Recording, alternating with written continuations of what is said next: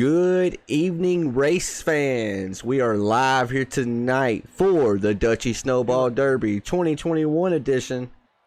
Super excited about tonight. It's going to be interesting. Got a lot of strong contenders out here. Not to mention, there's a little bit of cheese on the line. Got a little bit of money going out. Winner's going to get $100. Second place, they're going to get $50. Third place, they're going to get $25. And for the first time ever, Five Kings Network, BAM Racing Videos, they have converged. They are co-promoting this event to broadcast it. I'm joined by none other than Dalton Kilroe and the man behind BAM Racing Videos, Mr. Brandon Metler. Brandon, how you doing tonight, sir? I'm doing all right. How about you, Tanner? I'm doing good. I have already messed up on my end. Got to turn the driver's chat off, so, you know, it's looking good. We had a lot going on coming into tonight. So, bear with us as we get going. This is our first ever broadcast on BAM Racing Videos like this, so super excited about that. Drivers are getting ready to go into qualifying now.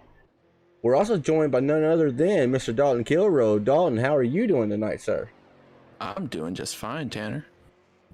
So, I'm curious how everybody at home's doing.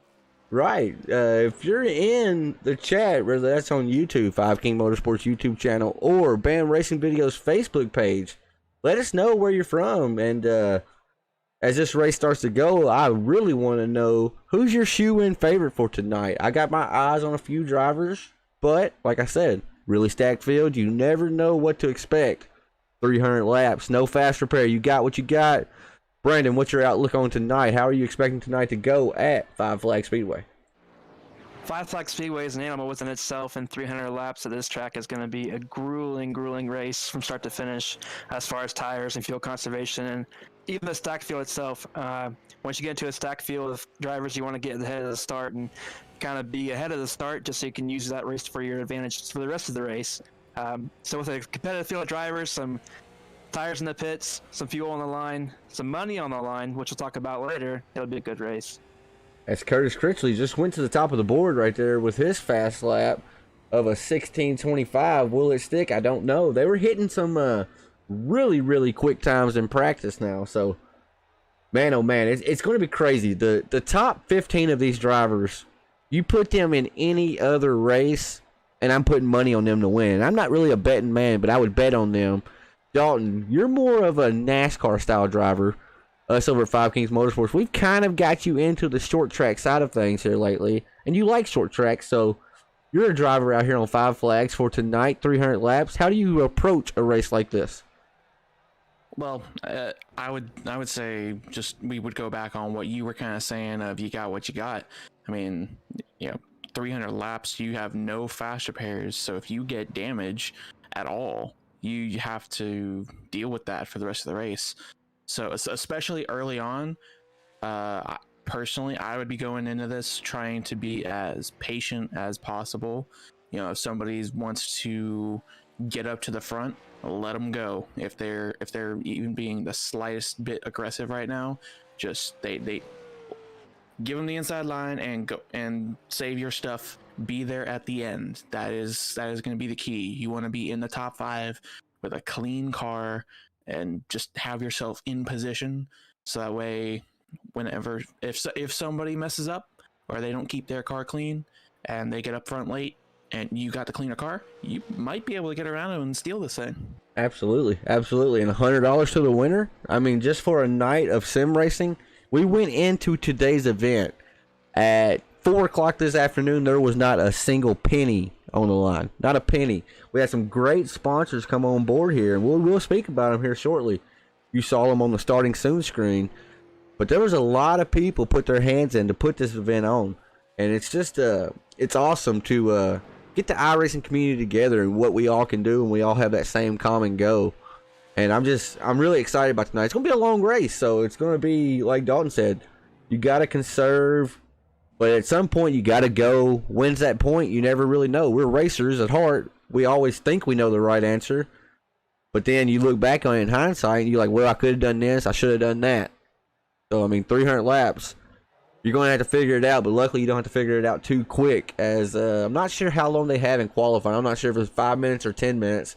One of y'all may be able to tell us that. But Man, oh man, some fast times on the board. Curtis Christie's 16:25 has stuck. Christian Pittman, though, he went to P2 on the board.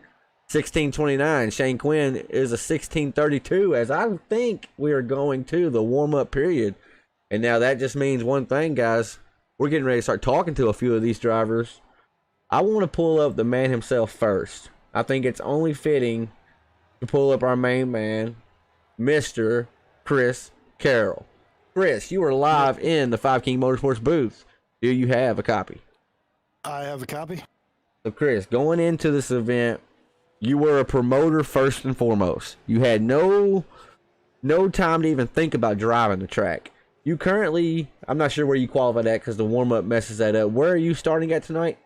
I think I saw a fourth up there. You were spun in- the tires a little bit. You were in the top half. I do know that. So if you're starting in the top half, what's the approach for a night like tonight, 300 laps?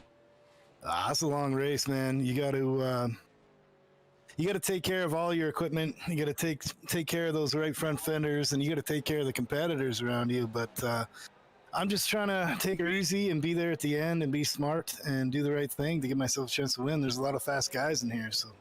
Absolutely. And now I know you want to play your cards kind of close to your vest, right? You don't want to put the strategy out there, but I do have to ask, see if I can get an answer about how far can y'all go tonight on a tank of fuel that you start with here? I think anywhere between 125 and 150 laps. That's what it was last year. I'm guessing that's the amount. I don't know about tires, man. These things are slipping and sliding out here, so we will see what that brings. I'm not sure what my tires are going to do. I'll have to, take a look at the first run and see what happens there. I feel like, so the drivers had like 5 hours of practice today, and that was all during the daytime. So basically, everything they learned up to now, throw it out the window, because I see here, this track's getting a little bit darker. Sun's going down, lights are coming out. We're getting ready to be Saturday night short track racing on a Friday night. Chris Carroll, I want to thank you for putting this event on. Thank you for allowing us to come on board, and we wish you good luck in tonight's event, sir.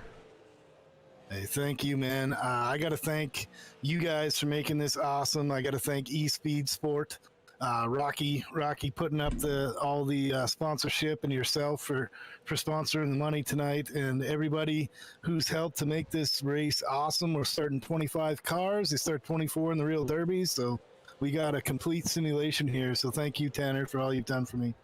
Chris, I want to hold you for 1 second because you just mentioned that. You have set this event up to be almost 99.9% exactly like the real thing. The only difference I see here tonight, Chris, is we're going into the nighttime. And now, that's not a huge difference because they have went into the nighttime before.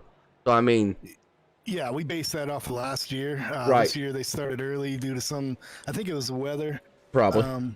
Yeah, so we based this off of last year. We'll transition into night, so these cars will change, the track will change. We'll all have to figure out what is happening with the rubber being laid down and the track transitioning. So we're trying to do it as close to the real thing as they do in real life. So we got a sunset happening right now in the sim. So It's looking beautiful, Chris. Good luck to you tonight, buddy. Maybe that 99 can be out front at USAFirearms.com machine. Good luck to you, buddy. yes, sir. I'm hoping to talk to you later, Tanner Mark. Absolutely, brother. I hear Chris right then, and he's a little different. His demeanor is a little bit different than how it normally is when I interview him.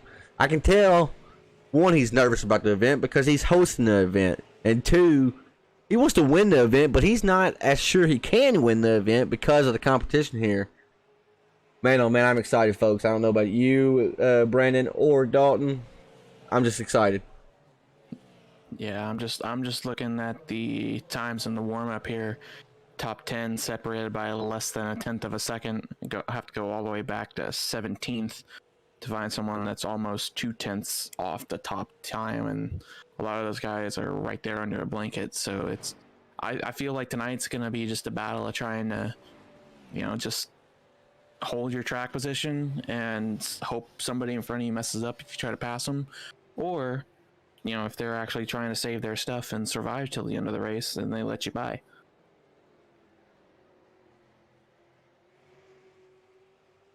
Brandon, you got anything to add to that, my dude? Well, one thing I was thinking of when you guys were talking Brandon, is kind you of looking got at how the anything to add track to is that, my changing dude? overnight. Because, like we said, we're in Pensacola, Florida, and that's a pretty humid part of the country. So when we get into the nighttime, it's going to get more and more humid. And I'm looking at the track temp as they're going through warm up, and the track temp is actually increasing. So the track temp's increasing, and the humidity keeps going up. This track is going to get slick. So it's going to be kind of interesting to see how the strategies change from the beginning to the end with the tires and how people manage their pit stops and the tire sets in the pits and that sort of thing. So we'll see what's going to happen here. The start should be pretty interesting if I have to say so myself, and it looks like we're starting to grid up now. We're going to go through the BAM Racing videos starting grid for tonight, folks. We got Curtis Critchie. He put it on pole with a 16.253. Starting to his outside, row number 1, it's going to be one and only the young gun, Christian Pittman. Starting inside, row number 2, we got Mr. Shane Quinn. And to his outside, row number 2, starting P4, it's the USAFirearms.com, Mr. Chris Carroll. In the 5th place spot, we got Larry Bell, Levi Allen in 6th, Tyler Sadix in 7th, Jason Raymond, the 44, he's in 8th. Then we have another Jason. He'll be starting 9th. And that's Jason Day. Frank Barbary is starting 10th. Scotty Stevens 11th. With Joshua Sexton starting 12th. As we go further down the grid, we have Reed Christensen in the 30 representing Southern Outlaw Esports. He's starting 13th. James Watson's in 14th. Steve Olive 15th. Nicholas Bellomi 16, David Shively is 17, Rick Spencer's 18th, Carter Casey's 19th, Rocky Hartpence is in 20th, and I think Lawrence is race control. Steve Gibson's going to be 22nd, Robbie Hartpence 23rd, Kyle Jackson's 24th. I think we have one more straggler out there, Chris Trips with Kyle Forbes playing shotgun to the field here tonight, folks. Going to have one more lap around this very, very short but very famous Five Flag Speedway before we take the green flag. Well, we might be doing it now. Nope, pace truck stays out. We got one more lap around, so now these drivers are really thinking. It's the anticipation now, right? Oh yeah, they're going to be itching to get going here and try to make it through these 300 laps as quickly as they can, so that way they don't have to keep thinking about everything. Because I can assure you, the more they got to think, the more exhausted they're going to be towards the end of this, and the more mistakes are going to start to happen. We hadn't even talked about that exhaustion. And now people are going to say, you're in a sim. This is not going to be exhausting. It will be. It will be. 300 laps is crazy. As we're awaiting the green flag here now, guys, for the Dutchies 2021 Snowball Derby. As they fire off the 14 on the outside, Christian Pittman actually gets a better jump than the 73 of Shane Quinn. Oh, that reminds me. I guess Curtis Critchie, our post sitter, he must have took the last to first challenge. Going to try to get him $25. Yeah, I completely forgot about that myself. I was thinking Curtis was running a custom number, and that's why we saw the 73 on the Me side too. of his Me too. vehicle. I got brought that up. Oh God! I got messed I up feel for a half second. asleep right now. I got messed up for a second. That's why I kind of paused. But yeah, you look, there's still the top half of the field. Part of them are single filed out. You still got Levi Allen, or no? Yeah, that is Levi Allen. He has 97 on the side of his car, 41 in sim. Come on, boys, get it together. But they are trying to single file out for the most part. But these guys back here in the back portion of the field, they're trying to get everything they can on these restarts. Yeah. This. God. I was just going to say, Curtis Critchley, we were talking about earlier, took that pole and went to the rear. He started in 25th spot. He is already up to 19th spot the last time around, so he is booking it to the front. We talked about a little bit earlier about getting to the front as early as you can, just because you can kind of have your own race at that point without being stuck in the middle of the field for any instance that happens. So it's going to be interesting as we keep an eye on him here. He's making the move for across the field. He really is. That 27, it's a dangerous move, you know. You put it on the pole, and then it's all for nothing, right? So you go to the back. He's already proved he has good pace because why he put it on the pole. But he's got to kind of manage that pace while also managing traffic. And traffic, that's going to be a huge word tonight. Lap traffic here. It will come into a play. And it'll come into play really fast. As we see the driver at the back of the pack right now. It's currently Chris Tripp in the 28. And then we'll catch a look at our leader. The leader's only half a track behind him right now. But look at the top two kind of checked out on the field. Oh yeah, and what I'm noticing as I'm looking through lap times throughout the field, everybody is all within a tenth or two of each other this entire time. So getting around that lap traffic is going to be that much more difficult, especially as this run goes on.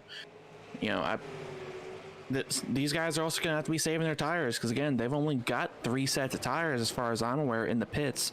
So they really need to go 75 laps a set, and if they burn their stuff up in the first 5 laps, they got 70 more laps on those tires. And Right. They're just gonna have to be sitting there just, oh no, what did I do? And you do something like that, you're in for a long night. I mean, you're in for a long night. That's something I want to ask you, Brandon. You travel to all these short tracks with band racing videos. Do you think the high lane will ever truly come in tonight whenever the tires start to wear? That's exactly what I was thinking at the beginning of the race. The way this track is coming in and the way the tempo keeps on rising, it's going to be interesting. I think everybody's going to be obviously hugging that low line throughout the whole race, especially if we're going to stay single file and not see much side-by-side racing to start out the race. But as the track continues to warm up and the humidity keeps going up, it's going to get a bit more slick. So I think the high line's going to come in, but not on purpose. People are going to slide up into the entry, into the corners, and trying to get a straight line coming off. So it's going to be interesting to see. Right, that's a good point. And now something we did not mention, if we did, I'm sorry, but they're only going to go, no matter what, 75 laps under green. If they break off a 75 lap green flag run, then race control tonight will throw the caution. And man, oh man, we're already on lap 14. You blink, you'll miss it, folks. I want y'all to do me a favor. You see that thumbs up button down there? Hit that thumbs up button. It helps out a ton. If you're on BAM Racing videos, hit that like button. Share it out. That's what we like to call the spider web effect. If you share it, then your friends see it. If only one of them shares it, well, man, we got a bunch more people seeing our product. We're just here trying to have a good time, but we're trying to build something in the process. And we can't do that without y'all, the faithful viewers. So, without y'all, none of this is possible. So I want to say thank you. Yeah, absolutely. Thank you to everybody for tuning in here tonight on the Five Kings Network for this special event. I completely butchered the name of it. The Snowball Derby. Snowball Derby. Oh my god, you can tell I'm half asleep. But we've actually got a pretty tight battle up there between our top two, Shane Quinn and Christian Pittman. For a while there, it looked like Christian was right on that rear bumper of the 73 car, and those two are trading fastest laps of the lap. Fast car on the field. They are. They're the two fastest right now. Pulling away. Curtis Critchie is back here in traffic, so he's not able to really put the power down. Man, oh man, with this field and this short of a track, I don't know if I could accept the last to first challenge. Brandon Mettler, if you was to qualify on pole in a big event like this, forget the money on the line. Think about the pride of winning the Snowball Derby here. Could you accept the last to first challenge? With the competition in this field and the uncertainty of new drivers around me, I would definitely not. Myself, I'm not good enough to go from last to first, let alone starting from first and still winning the dang race. So Curtis Critchley here, he's definitely putting on his firepower here. He's got to be confident in his times. He's doing everything he can to get around cars right now. He's going to be up to 12th spot when it comes across the line here. He's already passed more than half the field since he dropped the green flag. That's really impressive. 21 laps already passed. 12, 13 cars. I wish it told me truly, but on SDK it's telling me he has lost 11 spots, but that's because he qualified on the pole. But one thing I want to note that Dalton was talking about a while ago is you see, now look here, lap traffic. Oh, a driver spins right in front of the leader. Kyle Forbes has went around. He's going to keep that machine rolling, though. No caution on the speedway, hopefully, but no fast repair, guys. You get no mulligan tonight. That's the damage he has on that 5-star's body.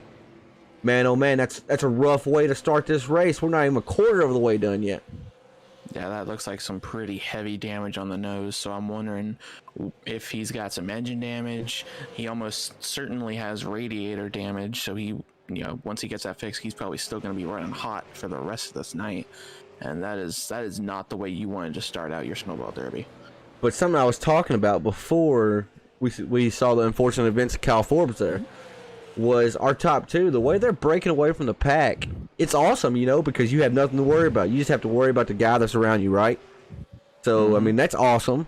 But how much are you using of your equipment right now? Those 4 tires, they may feel great right now at the pace you're holding. But if you try to continue this pace for, like Dalton said, 70, 80, 90, 100 laps, man, oh man, I mean, you're just going to destroy your equipment at this rate. No, I know just by looking at who's right behind these top two, Chris Carroll, I think he's going to start closing that gap to them here in the next 5-10 laps or so. And as I say that, Chris is half a tenth faster than Shane, and Shane was half a tenth faster than Pittman. So he's closing that gap to them. And I also noticed off of turn 4 a couple times, as we actually have another car on the apron there. That looks like that's Chris Tripp in the 82. Trying to see. I can't find his name.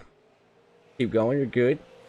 I noticed that Christian Pittman was getting loose out of the corner, so I'm wondering if he is getting to the gas too much, and especially out of turn 4. That is one place you do not want to lose the rear end of this car, because it'll just snap right around on you.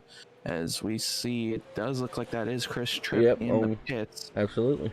So he did indeed go around, getting some service done to that Ford Mustang super late model. As I want to go on the board with Shane Quinn here. Shane Quinn's been a front runner all race. You would think he qualified on pole because he's had the most dominant car thus far, leading all laps up to now. Let's see how he's attacking 5 flags here. Looks like he's doing the very standard, just be kind of right on that bottom, maybe diamond it up just a little bit to get that straighter exit off. That tire wear is probably kicking in just a little bit by now. Oh, he's feeling it. Oh yeah. Let's see. Oh, out of the corner here, his wheel is turned to the right, so you can tell he's a little bit loose. And that's probably what Christian Pittman behind him is doing. We'll go on board with him. Is hounding him right now. See, we know Pittman. We know him personally. You know, he's on 5 King Motorsports behind the scenes. There you go. But we know that he has the racehorse mentality, I like to call it. He's in go, go, go. So right now he sees that car right in front of him. And not to mention that car in front of him is the leader.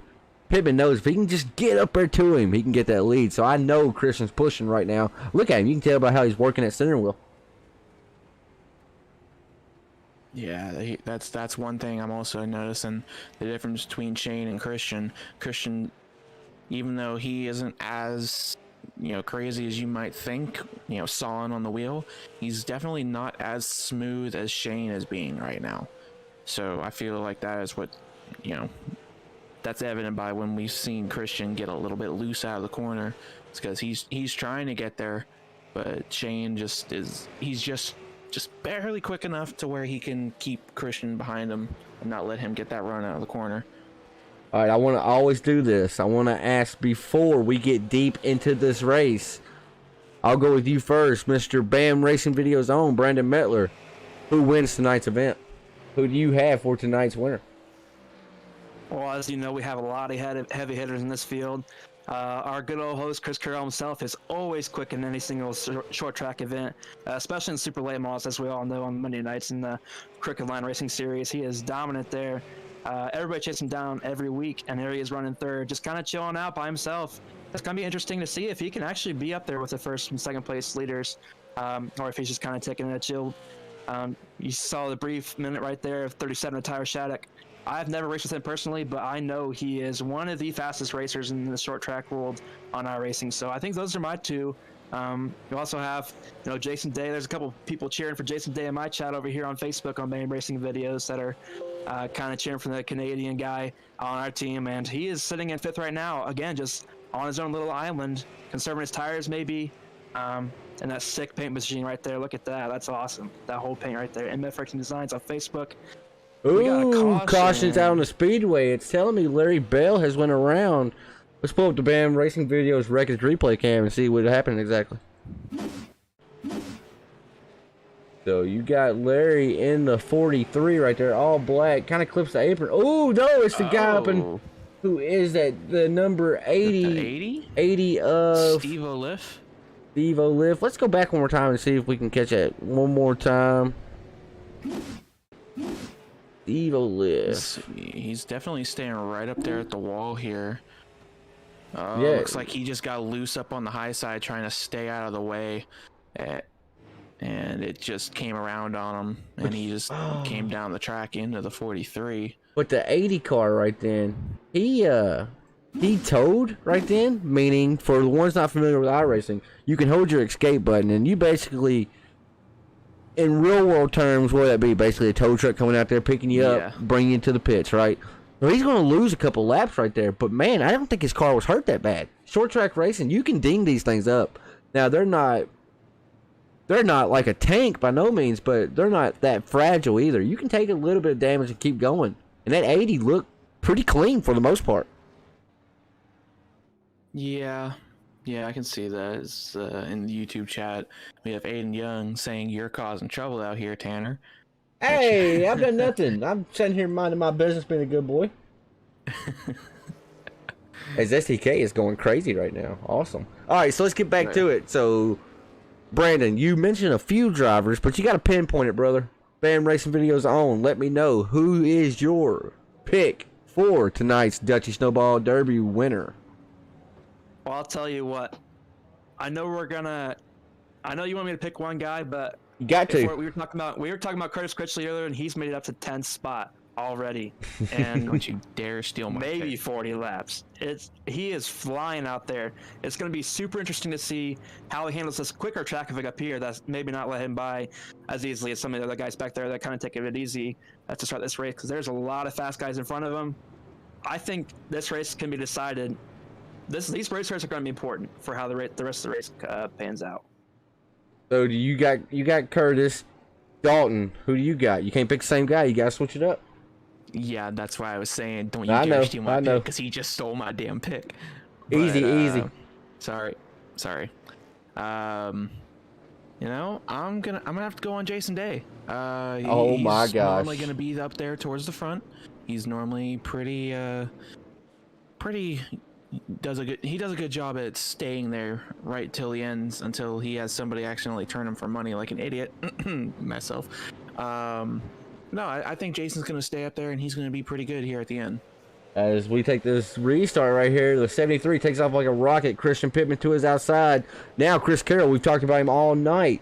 He had to try to make up a gap earlier. That restart, they reset it, re-rack them, put them all back together. Now Chris Carroll in the 99, he's right behind the 73 and the 14.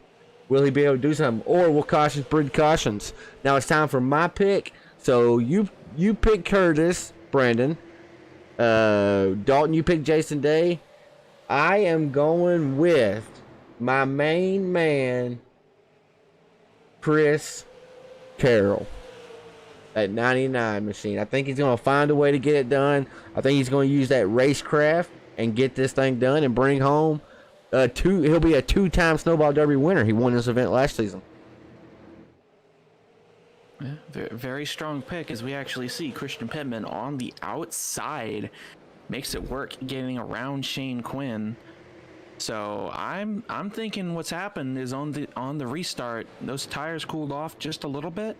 They've got a little bit of their grip back, and because everybody was kind of running around that bottom, that's what's given that outside line, the ability to hang up there, and that's what's allowing Chris Carroll to get around the 73 right now, and even Tyler Shattuck's trying to get around the outside. So I can't lie. So, I looked away for a minute to check my Discord, make sure everything was good. I missed the battle for the lead and the pass for the lead. Christian Pittman, new race leader, Shane Quinn, not only lost a lead dog spot, he's falling back to third, may fall back into the clutches of Jason Day and Shattuck. Is it Shattuck or how you pronounce it? Somebody help me out here. Make sure I'm not butchering it. I'm guessing Shattuck. That's what I think, Shattuck. Alrighty, so I mean, is that 73 going to fall into the clutches of them? As we still have some drivers side by side, have not got it sorted out from the restart here. And I see right there, look who's looming. Curtis Christie. He's right there with them now. Oh, wow. He is knocking on the door of that top 5. He's there. He's going to get there. He has that. Ooh, we got 2 drivers into the wall, but that refined Motorsports number 27 looks to be hooked up, no matter if he has drivers in front of him that he has to try to mitigate and pass or what. That 27 might be the favorite right now, guys. Oh yeah, he's been on a charge ever since the restart. I mean, he's already gained 5-6 spots in 10 laps. So he's still on that pace to get right up there to the front. So that's why Still a little frustrated. Brandon took my pick because he was my pick. He was But- saying Chris Carroll. He was saying Tyler Shattuck. I know he was did. like, I said, awesome. I He's said, leaving it. I said, name somebody. Name your pick. He named 25 drivers. Yeah, eventually you'll get one of them, Brandon. Come Hey, on you know, now. when we have a competitive field like this, you can take your pick. It's kind of like Right. We're rolling dice. You can pick anybody. Right, and that's So what. we see 27 is still digging that front. He's hunting the front. He's trying to get the inside of Jason Day here. Tyler Shattuck behind him is also quick. I'm wondering if Shattuck is kind of taking this race pretty chill, not pushing the issue right now and saving his tires. I think he's just taking whatever falls to him, basically, not pushing the issue like you said.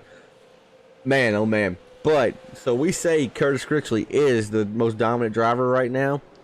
We still have 250 something laps left in this race, 248 to be exact. As cautioned out on the speedway, it's not telling me who wrecked. Ooh, I've got a few cars actually. Let's Looks go. like James Watson might be involved. Let's go back and see. It looks like Nicholas Bellamy or whatever. Bellamy. What is it? Bellamy? I think it's Bellamy. Yeah, it looks right. So the 71 gives him a slight tap and nowhere to go for other drivers. Oh man, Oh. there's a few drivers. Oh no, Oh, Frank. no, that's never the way to do it. That stinks. I'm starting to think that 20 wasn't very happy after that. Yeah, maybe just. I'm maybe gonna just ask a you. little bit. I'm gonna ask you what made you go out on that limb, because that definitely looked to be the case. That was, man, oh man. Let's pull up our young gun right here. We'll pull up Mr. Christian Pittman, have a quick little chat with him if he'll talk to us. Mr. Pittman, you got Tanner Brandon Dalton in the Five Kings Network booth. Do you have a copy? Yeah, I got you, man. Christian, you've been looking strong all night. You were right on the heels of that 73 Shane Quinn. We are a little bit over 50 laps to go in this event. You're sitting pretty up front. You got some hard, heavy hitters behind you. What's it going to take to put that number 14 in victory lane here tonight? Consistency, hitting my marks every lap, turning the mirror off. Don't worry about what's behind you. Just worry about what's in front of you. That's my biggest thing, is not looking up in the mirror and just driving, and fuel and all the strategy that's going to come with tonight, because you can go roughly 100, 125 laps on fuel, but with these cautions, you don't want to pit yet. So you're kind of, being the leader always stinks for pit strategy. Because Right. if I don't come and everybody else comes, I get the raw end of that deal. But at the end of the day, I think if we just keep our nose clean, keep going, we got Tyler, Chris, and all them behind us. So it'll be a good race. It'll just be crazy to see what happens. Curtis is all the way from the back to 4, so we got a lot of heavy hitters coming. Curtis is coming. He definitely is coming. But that 14 looked to be on rails. How's the car feeling to you? Oh, it's amazing right now. I love this place. We've ran here a lot in Crooked Line, and we ran really good here. So I like this track. Starting to get cool as it's coming in tonight. Track's picking up speed. I really don't want to change the tires, honestly, because the Right. first 10 laps on tires, it's super loose, and now the car feels good. So we may run 200 laps on these tires, or not really, but run as long as I can on them, because I don't really like changing tires. I got you. I understand. Just don't do what you did at one time in officials. Christian led the entire race, was the leader on a restart, took the restart and decided to take out all the guys behind him when he spun his tires. So good luck to you, buddy. Put that in your mind, make you think about it, and he left. He didn't want to hear that, huh? That was funny, though. That was awesome. As we're Hey, getting, he's in game mode. He's winning this right. race. Yeah. That's what I like. That's what I like. You like to see it. That's how competitive this field is, honestly. Everybody is that serious about it. It's awesome. As it looks like the lights are out on the pace truck. Just going through the field one more time before we go green. Steven Gibson in the 021. He started in 22nd spot. He is all the way up to 11, so that could be another guy to look at here. As a 14, he does not spin them tires, but he does get a great launch off. Got the 99 right there behind him. Falls in line. They're playing bumper tag for 4th and 5th, though. Oh yeah, those top 6 got single file really quickly, except for right back there with Jason Day. Looks like he is side by side with The 31, Levi Allen. He's shown as a 41 on my screen, but to the viewers, he's 31. So yeah, they're battling. Yeah, These two have actually been in each other's pocket all race long. All race long. Wait a second. No, that wasn't Levi Allen. That was Rick Spencer Watt. Yep. So they have been battling for a while, but not really though, because Spencer Watt, he's up 12 spots right now. Our biggest mover thus far, not counting Curtis. We got Steven Gibson, like Brandon mentioned, the 021, the M&M's machine. And then you got Rick Watt. Oh, speaking of movers, we have a battle for the lead. Chris Carroll looks like he's gotten around Chris Pittman, and here comes Curtis Critchley. Going to open the door for him to come by as well. He saw Chris Carroll open up the hole, and he said, "Baby, I'm coming. Hold my beer." And here he comes. 14's on the outside now. Person that got tense there because I saw that 27 real close to the 14 left rear. I was like, this is not the place. And a track like this, everybody's right on top of each other. You spin somebody like that in the front. Oh, it may happen right here. The 14's going around. Looks like he saved it, but no, he no, going to get contact. No way. Caution is out on the speedway. We was watching that live. Looks like maybe the 11 of Robbie Hartpence. We're just going to rewind it back like this because we was watching it live when it happened. We're going to rewind it back just a little bit to get everything settled in. But yeah, you got the 14 battling on the outside. Kind of gets single file right here. Let's see if the 73. He gives the 27 tap. Oh, just accordion effect. He got into Curtis. 73 got into him. And then after that. It's like the 11 might have been trying to shoot a gap. But at that point, you got to start slowing down just a little bit. But that is a ton of damage on that 14 machine.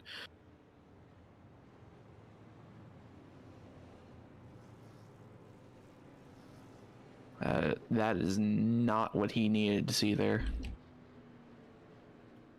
I'm hearing some chatter over race communications too in the sim. It looks like everybody's kind of asking for how bad the front end damage is. So like Tanner said, that was a straight up just a accordion effect.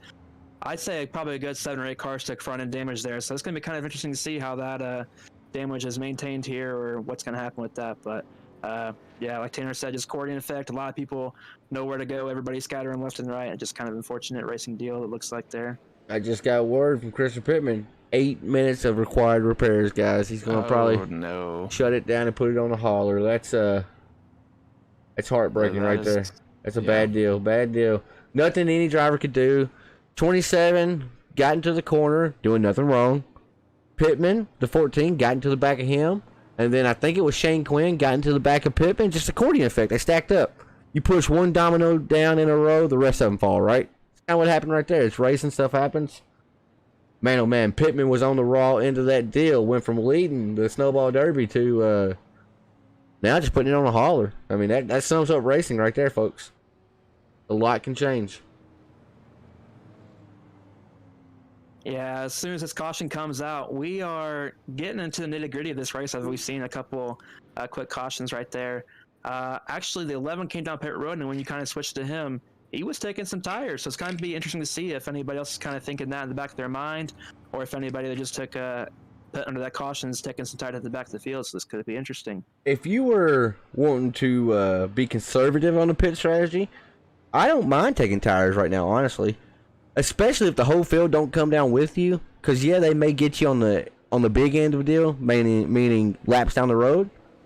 But if you can get track position right here that you didn't have before, then you're golden, right? I mean, theoretically, as lights are off on the pace track, we're getting ready to be going back green flag racing. I'll let one of you fine gentlemen call this restart.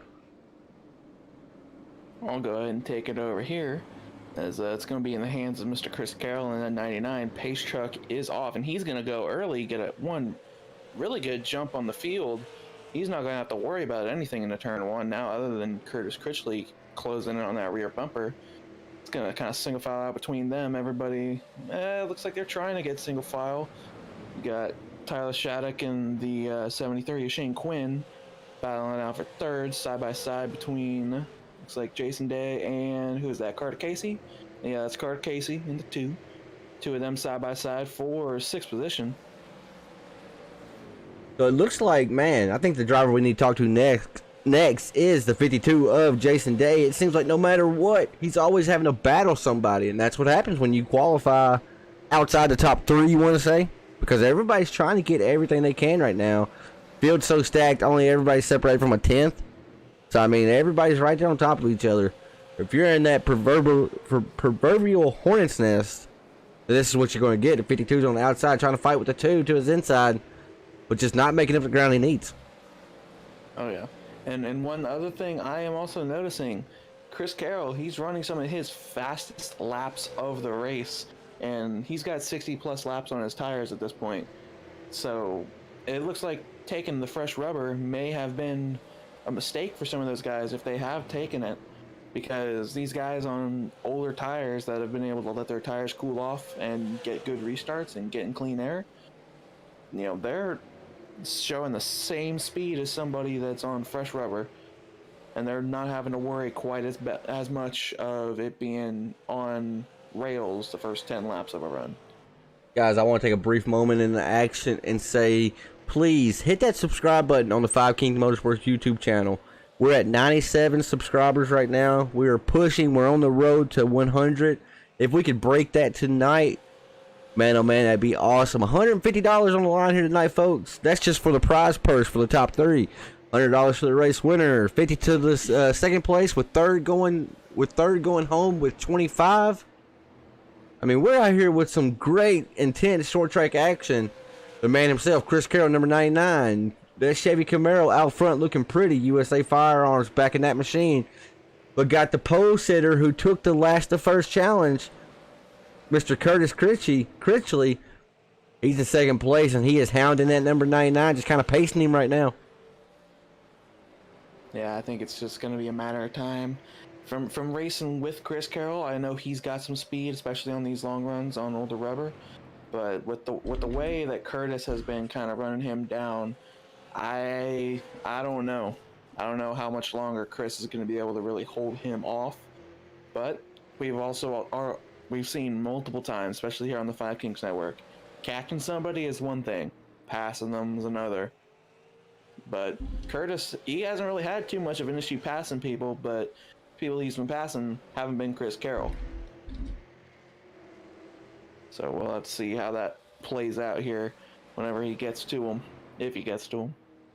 Yeah, I think one of the big things that we've seen throughout this race is that fresh air is, ironically, a little bit better of your friend. I think all three of us are all racers ourselves in the sim, and driving behind somebody tends to be a little bit easier to get faster. But when you're not looking at anybody in front of you, looking at their braking point, and or they're letting off the gas and getting back into the gas, or they're hitting the corner exit, it's tough. But Chris Carroll, he's sailing right now, like you said, Dalton. He's running some of the fastest laps of the race on his end so far. We have 2 guaranteed cautions no matter what the rest of this race, so it's going to be interesting to see how the 27.99 handle their strategy effectively. Tyler Shattuck still sitting in the 3rd spot. He's been quiet, not passing anybody, but he's a smart racer himself and super, super quick. As he actually just had a little bit of a connection issue, folks. Now, this is iRacing. It's the closest thing anybody can get to real-life racing without real-life racing. Now, maybe like the TRD, Toyota Racing Department, maybe they have like simulators that best this, but just for the average everyday person, this is it right here. This is so realistic. These drivers, they're feeling every bump in the wheel. They're feeling every time that car gets upset. I mean, it's spot on, but I just seen something. Mr. Shattuck got involved in that incident. We saw that, and he actually has a little bit more damage than what I thought he had on the front of his car. As you look right there, that car was beautiful earlier. Oh. Now, what worries me about that is, right there in the middle where the grill is, there's a radiator behind that. If that's not working properly or getting air... Ooh, 73, Shane Quinn, hold on. It's telling me Shane Quinn is winning around with a caution on the speedway. If Shane Quinn went around, he was one of the fast runners, number 73. Let's go back on the BAM Racing Videos records replay and see what happened. Shane Quinn started in the 3rd spot. He was running in 8th at the time of the Whoa, caution. it's showing me Tyler Shattuck. Try it again, folks. Yeah, sorry, that's SDK being weird. Let's see what happens here. We got the 71 inside the 73. Did we have a little bumper tag right here? We did. So the 71's gotten to 2 people now, guys. Remember? Just about to bring that up. So, Brandon, I'll tell you what. there's live the race control, 71. Brandon. What do you do here? Yeah, I'll tell you what. The 71, Rocky Harpins, he started in 20th, and he's been trying to get to the front. And it looks like he's trying to do everything he can to get to the front here. I don't know if that's going to have any effect in what you're calling for the race control, because you know he's trying to be aggressive and get to the front. But, I mean, that's 2 people he's kind of caused cautions, back-to-back cautions for. Luckily, not many people caught up in that one. And the first one, on the other hand, that was tough. That ruined a lot of people's night. Right. Let's pull up Chris Carroll. Let's have a quick little word with him as he's out front right now. Mr. Carroll, you are in the Five King Motorsports booth. Do you have a copy once again, sir? I get a copy, Tenema. You got that USAFirearms.com number 99 looking pretty out front. You're looking strong, looking like you're on rails. I just want to know how the car is feeling out front with clean air, because we talked about it a while ago, versus whenever you was in the pack running 4th, 5th, trying to get through the pack. How'd it feel? Yeah, it feels a little free up front. It felt a little tight behind Quinn and those guys at the start. I was waiting for them to race themselves out. Hopefully there. It's a slick track tonight, man. We're slipping and sliding a little bit out here. It's looking pretty greasy. I thought when the sun went down, I thought it would be gripped up more, but that is not the case. And now, Chris, that last wreck, not this one here, but the one prior, that damaged a lot of heavy hitters here. And I see that 99 still looking fresh and pristine. So you may have a good shot at winning this, Chris. I'm going to wish you good luck, get you back down to your race team as we're waiting for them lights to go off on that Chevy Silverado out front. Thank you, sir. I appreciate it. Keep her clean. That's the name of the game. Right, Racecraft, baby, remember? That was the name of the game last week we were talking about. Racecraft. Racecraft. Good luck to you, buddy. Thanks, sir. All right, Brandon, you're the 99, 27, 37, 31. Any of these guys up front, when is it time to go down pit road and take tires? Are you going to stretch this out as far as you do and kind of play monkey see, monkey do? Or are you going to try to be the one to break the ice? I'll tell you what, if you think about it, if you got 3 tires in the pits for a 300 lap race, that means essentially you have 100 laps per set of tires. But as we've seen, all these front runners are not even thinking about it right now. Everybody's staying up top, up on the track, and Chris Kell gets a good jump here. But this restart's gonna be kind of interesting to see, because the leader has lost the lead on several of these restarts here. So it's gonna be interesting to see how this kind of sorts out. Guys, they're still battling in the back of the pack. I love these restarts, man, because although the top 3 may get it sorted out, this bag middle pack on, they don't get it sorted out for about 5-10 laps before they get single file. You see the 30 of Reed Christensen. Had a quiet night thus far. Does have a little bit of damage, not a lot. A little bit on the front end of that super late model. I can't tell what manufacturer that actually is. What is that? Somebody help me out here so I don't look like a complete buffoon. I can't. I got it, man. Every time I keep the camera on somebody, they cause something. What are we doing, folks? Let's go back and see. On the field. Don't. Looks like it happened. A couple cars in front of them. Who is the 97? Is that the 71 again? No, it wasn't. Don't say that. Is it Rocky in the 71? I'm gonna wind way back just so I can get caught up. Yes. It looks like there may have been 2 cars that spun at the exact same time here. I think it might have been up in front of the 97 here. I can't put that on the 71. Look like the 2 car got loose right then. I think maybe the 71 got into the 2. That might be. But I think what I'm saying is I think the 2 was loose before. I can't find the 2 on SDK. I'm looking for him, trying to find him. It looks like the 2 of Carter Casey. If you're looking at it here, he tries to change lanes in the middle of trying to get into turn 1. He came in a little high and trying to cook it a little bit too far. Oh, yeah, you're spot on with that, guys. I apologize for rear end out a little bit. I apologize for trying to take so long to find this replay. We got to find out exactly what happened here. So yeah, he comes in way too high on the entry. But that's a 71, Rocky. That's 3 in, 3 out, right? I mean, he shouldn't get kicked for that, because I can't blame that on him, really. The 2 kind of had a weird entry right then. Boys, I think we had some takers on pit road, unless my SD. No, I think my SD. Oh no, we had some takers. It looks like Steven Gibson and Tyler Shattuck did not. Oh man, look at the front end of Jason Day's machine. Oh my! We missed something here, folks, because Jason did not have that damage just a while ago. No, Jason Day was one of the people asking in an earlier incident about his front end. Oh. Yeah, like you said, that is something new. That's something new. That was from the earlier incident. Nope, that's something new. Something else has happened since then. SDK tonight, guys. I don't know what it is, but whenever we go into caution, it just keeps scrolling up. So, like, it's hard for me to tell who the leader is, so it's hard for me to tell who's actually pitting, right? So it's being really weird tonight. I even updated it before we came in here. Maybe that was a no-no. Maybe I shouldn't have updated it. I tried to make sure everything was flawless. Are caution laps counting, or are they not counting? Caution laps do not count. So that's probably what SDK is doing, because right now it still shows me Chris Carroll is the leader. Oh. because I'm looking through sim racing apps, it's shown me that Chris Carroll has pit. Right. So the guy who should be your race leader and will have control over this restart is going to be that 021 of Steven Gibson. With That rowdy replica. Yes, sir. Now that you've brought that up, I hope he gets sent into the next one. Hey, easy. You can't say that on broadcast. Easy. Easy. You can give me the broadcast curse like saying, man, oh man, that 021 is probably going to win this race. You can't say that. We apologize for Dalton Kilroy. He's still only like, how old are you? 13, 14? You wish. Whoa, what's going on here? Oh, What have I missed? I do not know. Steven Gibson got around the pace truck. It looks like race Might have control is been- waving everybody around the pace car here, so it looks like there may be some sort of scoring issue that race control caught and trying to fix here. So we'll just kind of see. They are delaying the caution a little bit, so they're letting everybody kind of get sorted out before we go back green here. Well, I noticed that the lights were off on that beautiful Chevy Silverado out front, and then they came back on. So yeah, definitely something race control has an eye on. Maybe a timing scoring error.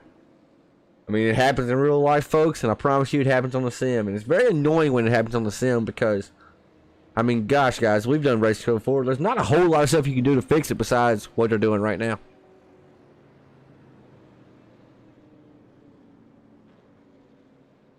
Yeah, my sim racing apps is going all over the place. Is right it dancing?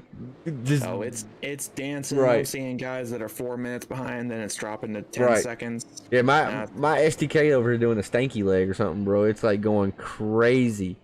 So it's showing me Gibson is still the leader. As we see on the side ticker over here, folks. We do apologize for this delay in the action, but like I said, it is iRacing. It's Jason Day is still on pit road. That's brutal.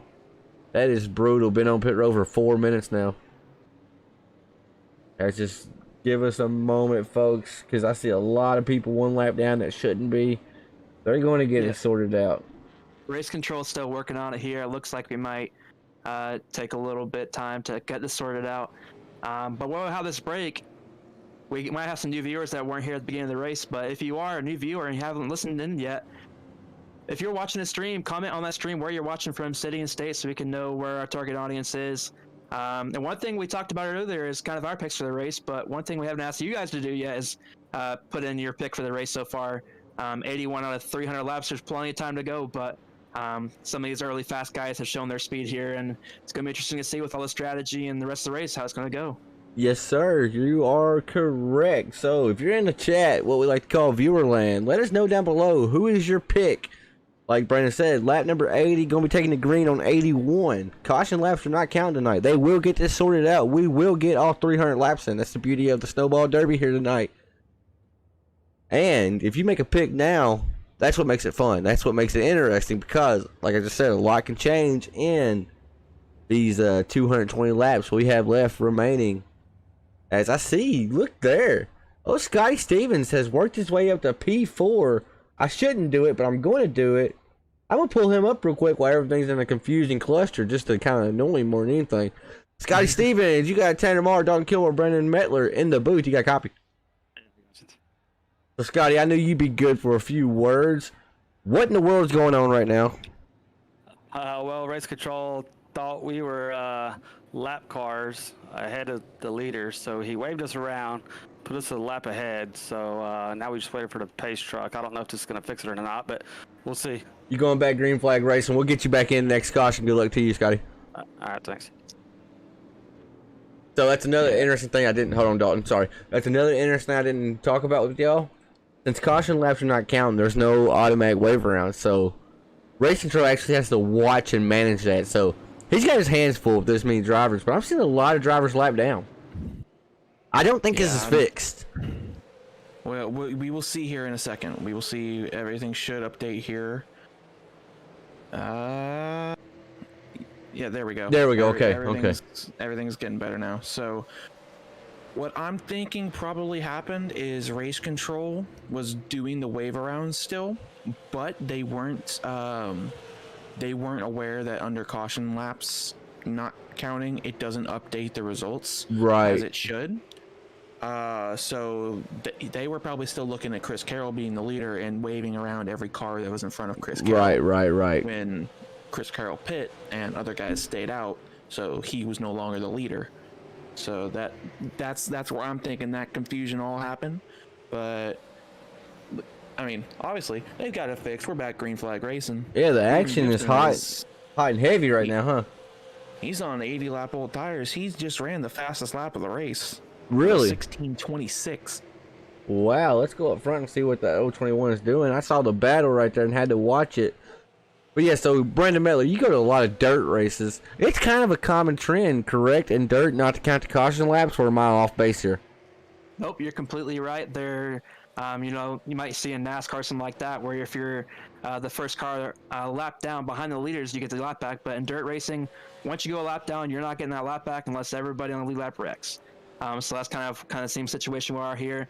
We're talking about race control, but everything's fixed now. I got to give a shout out to race control there for kind of slowing everything down, getting control of 25 plus drivers in this field, and getting this race sorted out. That's a big shout out to them. That's what so somebody like me, I'm too high tempered, right? So like if something goes wrong like that, I fly off the handle. I'm ready to fix it right then. And Joshua Sexton, my other part of the dynamic duo, Super Smash Brothers, right? Joshua Sexton, he's calm and collected. So instead of me just flipping out, I relay to Josh and he sorts it out because he's calm and collected. So shout out to Race Control tonight because, like Brandon said, that's a headache right there that he volunteered to take. Yeah. And speaking of taking, Curtis Critchley, he is coming right through the field. Him and Chris Carroll both pit under that caution. He's already back up to fourth, and he is the fastest car on track.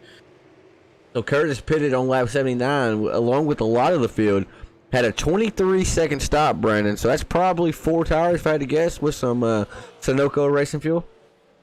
Yep, maybe a little bit. And one thing we may not have talked about early in the beginning is that if you want to take 4 tires here, it is best to get up to the front. So maybe that's why some of the Critchley strategy there is trying to get to the front as soon as he could, so he could take 4 tires and not risk going a lap down for the pace car and everything like that. So that may have come to effect here, but it's going to be interesting to see if we can get a long green flag run, how the tires kind of take shape. And I want to say one other thing. Shout out to Larry Bell. We saw this 43 involved in an earlier incident. He may have been the first caution of the race. Maybe not. I think he was, though. I think he was. He's got that 43 machine not only looking halfway decent, got some repairs done on it. He's running third right now, folks. Yeah, absolutely. He's having a really good night so far. But the night is not over. I'm seeing yellow flag is out. Like James Watson, I think. Watson. Let's pull it back up on the BAM Racing BAM Racing Videos Wreckage Replay. Gets a little squirrely right there. Did Jason Raymond give him a tap after all that? I do believe so. It's like he did. It's a bump and run going wrong, so watch out for the 39 and 44 if they do get around each other. As he's running a Ford Fusion front end and he hits the wall again, maybe out of frustration. But that just added a little bit more damage as now he's going back. Ooh, what is going on? I'll just shut up before I say anything else. It looks like he may have thought of trying to back up to the pits there, but Gibson and Tyler Shattuck coming back in. Why. Race leaders just surrendered the lead. That's going to allow, if I'm not mistaken, it's going to give it to Larry Bell. Larry Bell, who was involved in an earlier incident. That's why you don't quit right there, folks. That's why you don't back out of races. Even if you get damaged early, 300 lap race, a lot can happen. We made a guess on how many cars would finish earlier off air. Joshua Sexton said 16, and I said instantly, I was like, hey, that's pretty close. I was going to say 15 cars would finish the race. Right now, man, what do we have? We still have, what, 18, like 20? 23 on the track still, because we got Jason Day still. We have Chris Tripp, who he had obviously some significant damage. He's 48 laps down, but he's still out here trucking. And then Kyle Forbes, who I believe... Didn't he get loose out of turn 2 really early, but didn't have a caution? Yes, sir. It looks like he might have had the same amount of damage as Chris Tripp, because he is at the moment 53 laps down. But they are both still out here. I want to touch on something right here. Well, sorry, Dalton, to cut you off, but this is like happening now. So Levi Allen came in the last lap around, right? And he took 2 tires. I don't see his car getting jacked up, but I was going to say that's kind of like what Brandon was mentioning earlier. I think if you're 7th place on back, I don't think you can take 4 tires. Now, maybe you can. Maybe it's like 10th place on back. But what you got to do, you got to go in one time, take 2 tires, and then the next time around, you got to come back in and take the other 2 tires. So you lose a lot of track position like that if you pit and you're not up front. And it looks like Levi is also going to lose a lap No. because he's been passed by the pace truck. Oh, man. Look, Levi's pancaked the wall at some point. I believe he might have gotten involved in in that one big pile up that we had. I believe Around like lap 80 or whatever. Was it Pittman? I believe it was I think that was Bellamy when he got turned. So Darrell Waltrip has a really funny quote, but man, it rings true.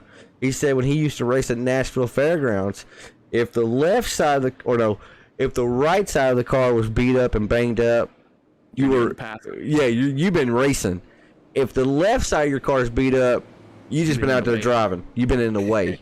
Exactly. Larry Bell will be the control car when the lights go off on that beautiful Chevy Silverado. I call it beautiful every time because I own one. Bias, I know. All right, I'll give y'all one mulligan. We are now, how many laps are we into this event? 93 laps. Man, oh man. 93 laps. Do you want to change your pick? This will be the only time you get to do that. Yes. Oh, that's cheating. You said we get a mulligan. Oh, you picked Jason Day, didn't you? Yes. You wreck him in the money race. Now you pick him and give him the broadcaster's curse here. Good grief, Dalton. Hold on, wait, let's call this restart real quick. Got Larry Bell out front. Curtis Critchie to his outside. Larry Bell gets a great jump. The 99 does as well, but I think Curtis is going to get down and be able to secure the second place spot. He is, and now the young gun, one of the other young guns, Jason Raymond's number 44, specially painted Snowball Derby paint scheme here tonight. I painted that one. Well, he picked, and he did the painting. I just did the design. So you pulled a Marielle.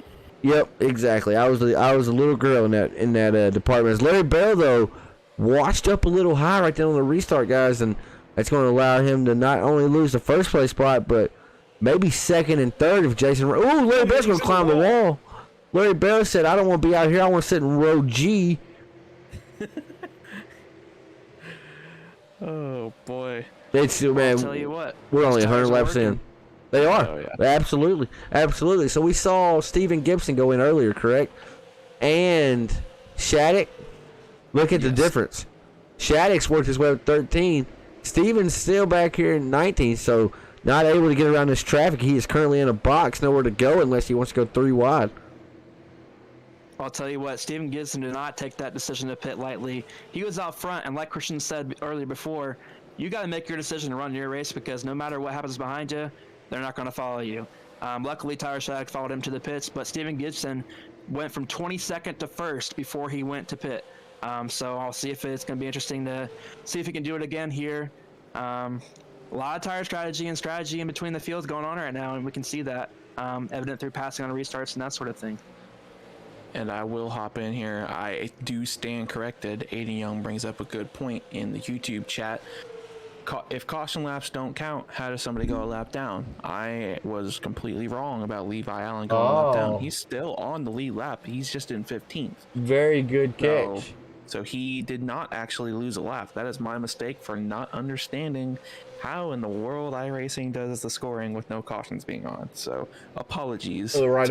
Levi. I just saw something too. Look here.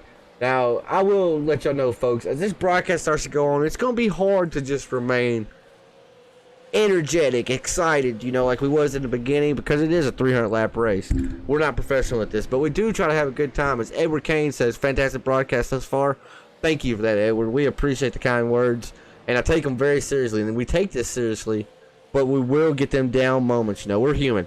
But I just saw something on the back of the 6 car. I want to get a good look at this and see what this is. Oh, Lord. What is that? Wait a second. Let's go.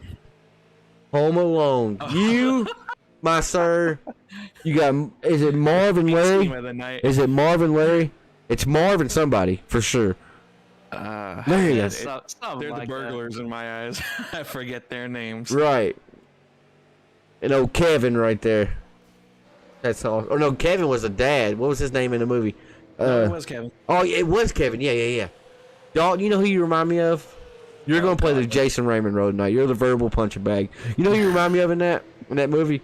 The old bird lady. That's the type of personality I think you have. You're the old bird lady.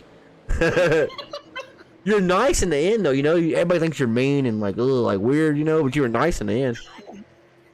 You got just pigeons pooping on you at all times, or doves, whatever it was. I could have said you were Marv, you know. I didn't. It could have got worse. Well, no, I ain't nothing worse than a bird lady. But Curtis Critchley last the first challenge, setting sail right now, folks. Almost 0.7 a second gap between him and second place, Chris Carroll, and Carter Casey, a name we haven't mentioned a lot tonight. He has been involved in an incident, but look at that car. That car is fairly clean and shining, man, shining, looking good. Speaking of Carter Casey, he started in 19th spot, but we've got a caution. David Shipley, I think we had a 5 King Motorsports driver involved. So Sky Stevens. David Shipley and 85. Just kind of comes down. Car low, Hoss. Did Scotty get any damage? No, a little bit. Just kind of brushed him off. Both drivers really though mitigated that kind of the best they could right there without causing huge damage. Aiden coming with the proper phrasing on what just happened with you comparing me to the bird lady from Home Alone. He goes, Tanner just slammed the door in Dalton's face. Yep, you are right, Aiden. He did just slam the door in my face and it hurt.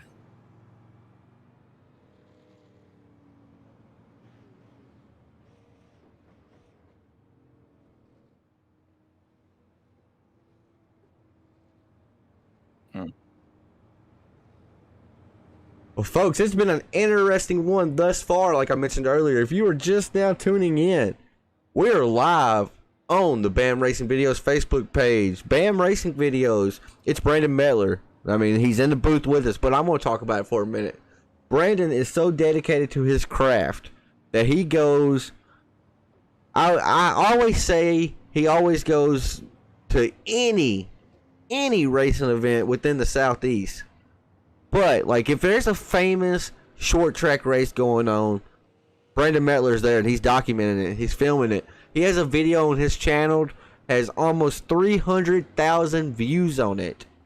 The kid is trying to go big time, and you can help him go big time.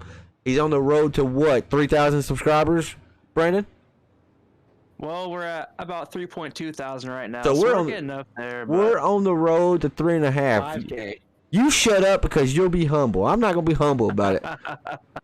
We're on the road to 5K for Brandon Mettler. I push it in every single broadcast I do because I believe in it so much. And I believe in Brandon. Not to get all like lovey-dovey in here. But I promote my friends, and he's my friend. He's my buddy. I'm going to promote him. That is BAM Racing Videos. If you're watching on the 5 King Motorsports YouTube channel right now, stop what you're doing. Head over there. Hit that sub button for him. This can eventually go from a hobby to a job, folks. So, I mean, that you have the power of that. All he needs is a couple videos to go viral. He's already had one. That's BAM Racing Videos. And I want to thank him personally for letting us come over and join him on the BAM Racing Videos Facebook page. Well, I appreciate the kind words, Tanner. It looks like the lights are off on the pace truck, so we might be going green here pretty quick. But that's the entire point of this stream, is to kind of test it out on my page and kind of branch out into the iRacing world. I know a lot of my followers are iRacers themselves and everything like that, but we'll see if it goes green here, and it does. And ooh, big. Looks like Carter Casey's getting a little cute on the restart there, trying to get a good run onto the 27 of Curtis Critchley. Like we said, Carter Casey, he started in 19th spot and he's now in second, so he's made his way through the field. And done it quietly, too. That's the best way to approach a long race like this. If you're quiet, your name's not being mentioned a lot on these broadcasts, that means one thing. You're being clean. Like, you're being clean. You're methodically passing cars, making your way up to the front. Tyler Shattuck, we saw him. He's been up front for most of the race. Has some front end damage. That damage may be hampering that car and hurting him right now. I will also say one thing. It looks like we did not notice. We had a couple guys come down pit road there still. We had Rick Spencer Walt, we had Chris Carroll, Jason Raymond, Frank Barry, Levi Allen. All of them came down pit road under that last caution. and there's something to watch. Christian Pittman mentioned it. The first 10 laps on fresh tires, man, oh man, she's a handful. As soon as we switched over to Chris Carroll, number 99, he was bobbling. He was having to chase the rear end of that car. Let's go cockpit cam with him as he's trying to make his way through the pack and see exactly how he's attacking the track now. As the sun is completely out, you see he's really, really working that wheel, trying to get every inch he can out of that race car. Dives off into turn number 1, going to try to let it ride just a little bit hard on the throttle as he's going down the backstretch. And then you would think he's hard on the brakes, but he's not. He's barely on them brakes, like what they call trail braking in road course racing. We do it here in oval. He's looking for a hole right now past that very, very colorful car right there, the 39 of James Watson.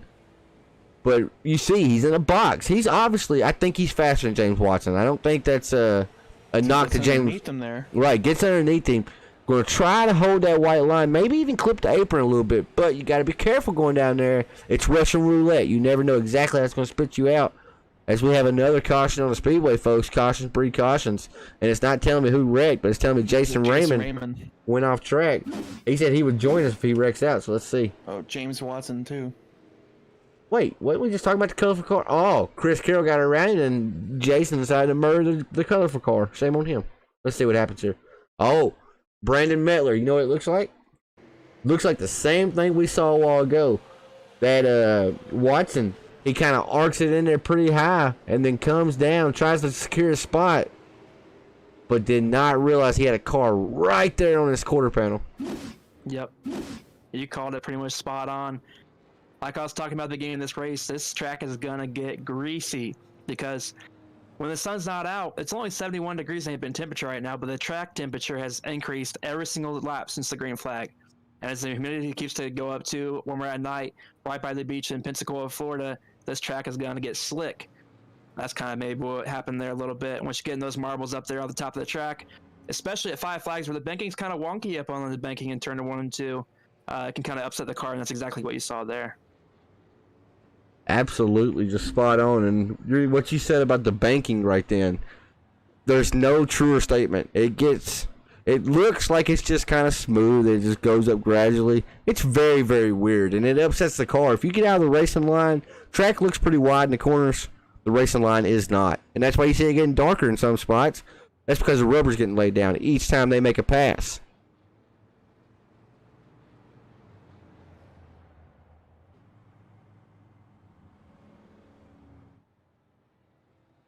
Mm-hmm.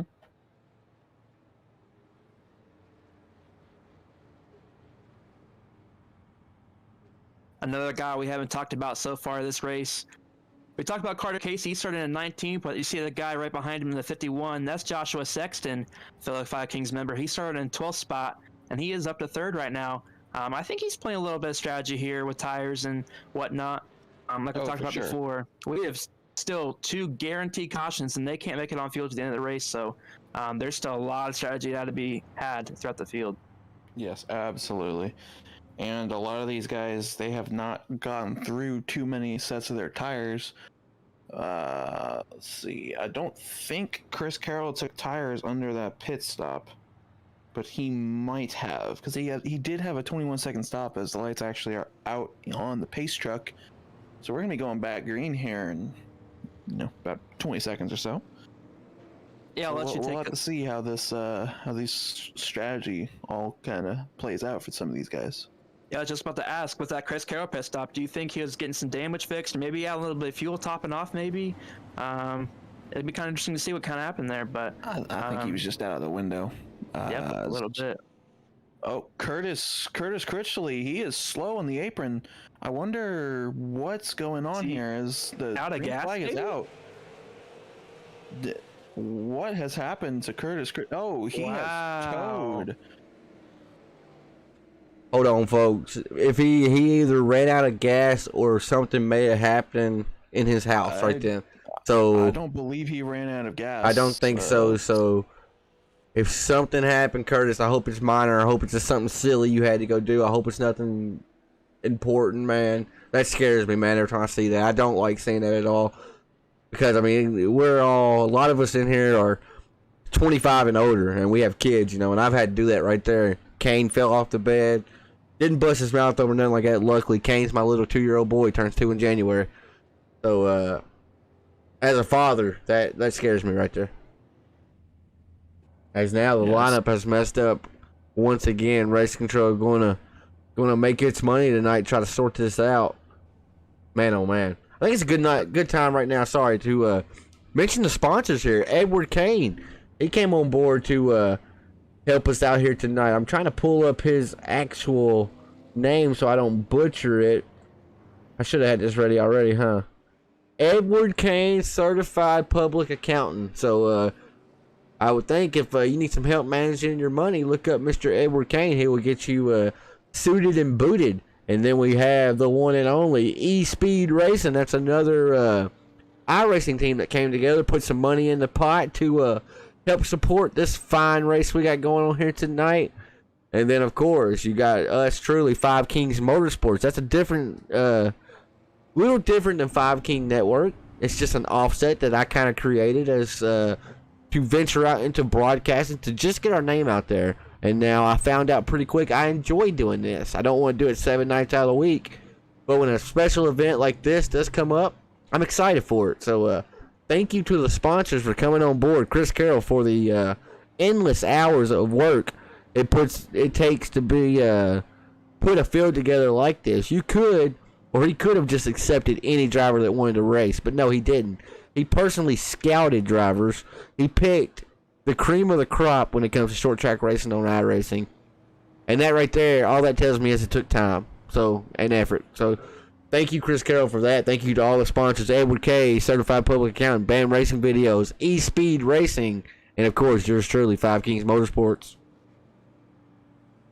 I do have a good update on the Curtis Critchley situation. It seems like it was a pedal malfunction. They come unplugged or something. So, some good news for everybody's well-being there. But it does look like, just like an alternator goes out in the middle of a race for a car or something like that.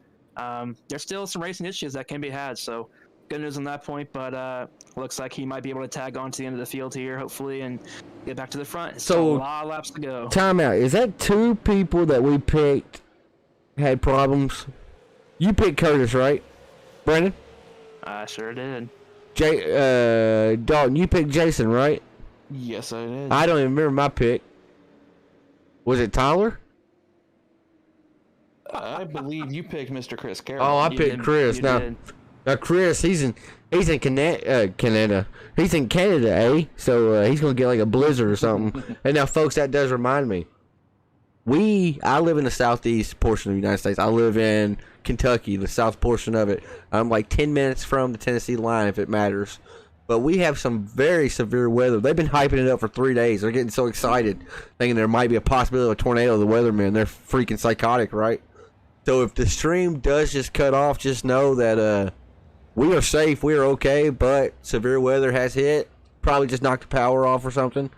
I have been hearing some thunder rumble out there, and Mother Nature does not sound happy.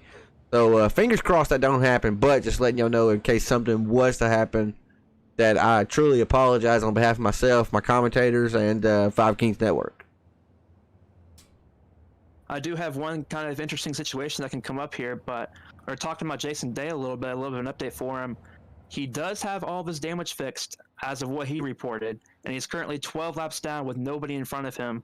The one guy in front of him is 6 laps down, that's Reed Christensen, but he has put it on the trailer. So Jason Day has 12 laps down, and nobody else in front of him has any laps down. So it'd be kind of interesting to see if he can get enough caution laps to get back on the lead lap. But it does look like he still has some damage. But I'm going to pull him up, and I'll let you, Brandon Mettler, have the honors, brother. Mr. Jason Day, the Canadian Maple Leaf himself, do you have a copy? Yeah, go ahead. We were listening to the racing chat probably about a dozen or 2 laps ago, and you were talking about your damage to the rest of the field. You currently find yourself 12 laps down here. Do you think you can get enough cautions to get back on the lead lap to get back in contention of this race? I don't think so, because I'm probably not going to get the lucky dog again. It just seems to be not working out anymore. I've only got 1 lucky dog since all these cautions, so probably not going to happen. But I'm put the effort in to come out here tonight, so I'm going to keep going here. Have you spoke up and told race control, Jason? Yeah, it doesn't matter. There's always somebody else. Right. I got you. Okay, so you're saying there's been people in front of you. I got you. Copy. Well, good. Yeah, I won't get it probably. Right. Good luck, TJ. I know that sucks, man, because that 52, I mentioned it. If you go back and watch the first part of this broadcast, it did not matter where you was. You were running fifth one time, and it seemed like the Hornet's Nest was just right there with you. Now, I know there's confusion on the track right now, so we will let you go and sort that out. Jason, good luck to you. The 52 is still looking good, buddy, and just have fun at this point, brother. Yeah, that was just frustrating. We had a fast car. We knew we had a shot maybe at a top 5 tonight. Had a shot at a win, brother. That 52 was looking strong earlier. All right, folks. That's a frustrated driver right there, you know, and I feel for him. I do, because like Brendan said, 4 other nights out of the week, we're racers. You know, we get on here, we race, and so I feel for him. As Shane Quinn has took the lead unless something changes. Let's see if the lights go off on the pace truck here. If they don't, I'm pulling up Mr. Barb. We don't never talk to Frank, so we're going to pull up Mr. Frankie.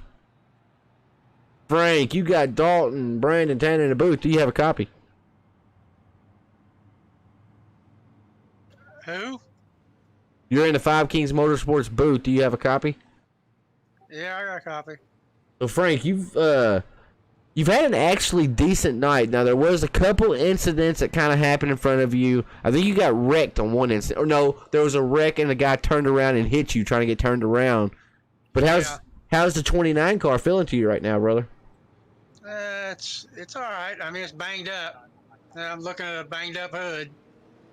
But, there's that yellow car up there. I don't know who he is, but he put me up on the wall too.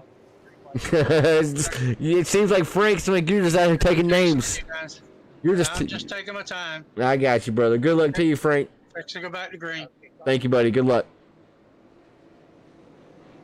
All right, folks, for the ones at home, Frank's a little bit older, and you know these old guys, they get on here working computers. They can't multitask very well, so. Oh, Frank, he's a character. That's me quoting that. Who? Right. Oh, Frankie, he don't multitask perfectly, but he is such a good guy. And caution's out again. As I'm seeing a lot of people are wrecked. I hope it's just not true. I'm going to pull him up and see. As we may have had to stack up on the restart here, folks. As we did, Frank Barb just got jumped.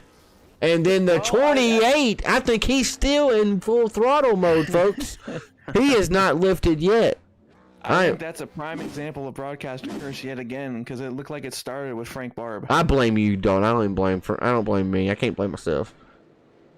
Where's Frank at on the list? I can't even find him. I cannot believe that happened, dude. But where's the 28 at? That's a little further on track. I need a 28. Is that actually his number on here? 28, I believe. I believe he's 82. Yes, that's Chris Tripp. Chris Tripp, I'm telling you, legend has it he is still wide open, folks. This guy was trying to get it on the restart. He was getting everything he could on this restart. Look, he's trying to catch up. Going to the cockpit. Look how dark it is in that cockpit, by the way. Look, he sees cars go. He's shotgun the field. He's full throttle, going. Found him. Wow. Wow. And the 28 right there, we're not poking fun at you. That happens right there. You're on the restart, 5 flags, Snowball Derby. You're trying to get every spot you can, and if Joshua Sexton was lost right then, he got found. That's for sure. We were talking a little bit earlier how we're all racers, and obviously, like Tanner said, we're just poking fun at everybody. Happens to the best of us. At least once in our racing careers, can't really put blame on that. But, I've had egg on my face for sure. Yep. Oh yeah. And a little bit of word from race control. It looks like we're gonna go single file restarts for the time being, just to clean it up a little bit. Try to settle the drivers down, rein it in. Yep. Like we said, caution laps do not count, and 300 laps is a long way to go when caution laps aren't counting. So we need some good green flag runs here, and that's kind of the goal here. And hopefully we can get it in the next run. So Edward Kane in the chat said Kane's a bleep fine name, and absolutely. And you want to know what? It's spelled exactly like yours. Whenever we were naming our son, I'm a wrestling fan. Okay, a lot of people don't know that. I don't watch it as much nowadays. I watch AEW Wednesday nights, but I grew up watching. Yeah.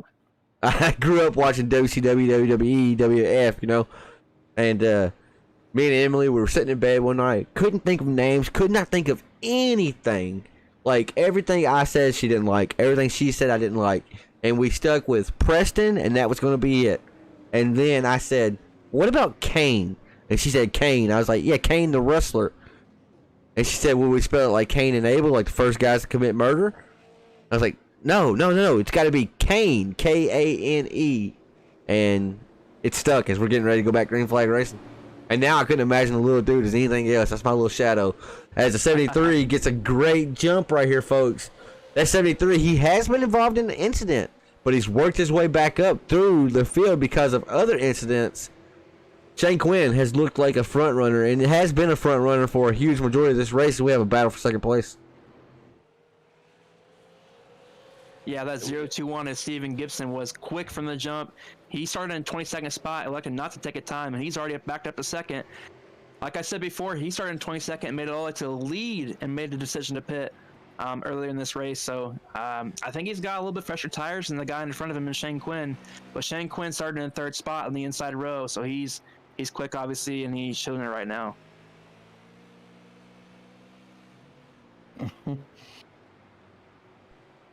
See here, we got As we're riding on the nose of the one and only 021 of Steven Gibson right now, I just want you to actually just turned the fastest lap of the race again. Steve Gibson with a 16.208.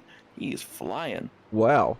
So SDK's dumb because it says 16:21, but we'll take it. We're going to fake it till we make it, huh? It looked like Shane Quinn may have gotten the wall, but I came to this camera right here to show you how abrasive this track really is. It's a very, very bumpy track, and now the bumps are not huge like, say, Rockingham, Nashville Fairground Speedway, but it is... Hickory. Right, Hickory, that's a perfect. But this track is not smooth by no means, and those bumps, if you hit them just right, or in this case, just wrong... man, it can really upset the whole balance and feel of the car. Yeah, I know that from experience. Unfortunately. Actually, one of the things that kind of contrasts, we were talking about earlier how we're mimicking pretty much 99.9% of this session to the actual Snowball Derby that took place just this past weekend or a few weekends ago. But in real life in Pensacola, Florida, Five Flag Speedway actually repaved the front stretch and probably looking to repave it. The whole track in pieces, just like some inspiration from Tri-County Motor Speedway up in Grand Falls, North Carolina. But yeah, so that kind of put a new effect on this, how the Snowball Derby was run this year, just because we have so many different areas of history on the track, and the history can be both good and bad, put some character in it, but the tire wear is really, really interesting compared to the corners on the back stretch and the newly paved front stretch. So obviously we don't have to deal with that here, but Steven Gibson right now, he's showing some speed. Now, I want to segue a little bit. We're 126 laps into this. We still got 170-something to go. I want to kind of get away from the race. We'll come right back to it. But, Brandon, like we mentioned earlier, Band Racingville, you travel to all types of short tracks. When you're documenting, when you're filming, getting footage for your YouTube channel, do you prefer asphalt racing or dirt racing? Which one do you prefer?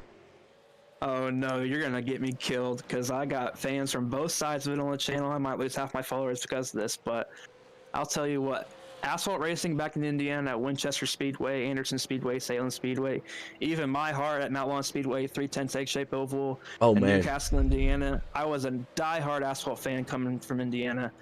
Down here in Carolina, though, I'll tell you what, some of those nitty-gritty southern red clay asphalt tracks, well, not asphalt tracks, but dirt tracks rather, it's pretty fun. There's some pretty big tracks down here. Lancaster Motor Speedway, just in half an hour down the road from where I live right now. Carolina Speedway on Gastonia.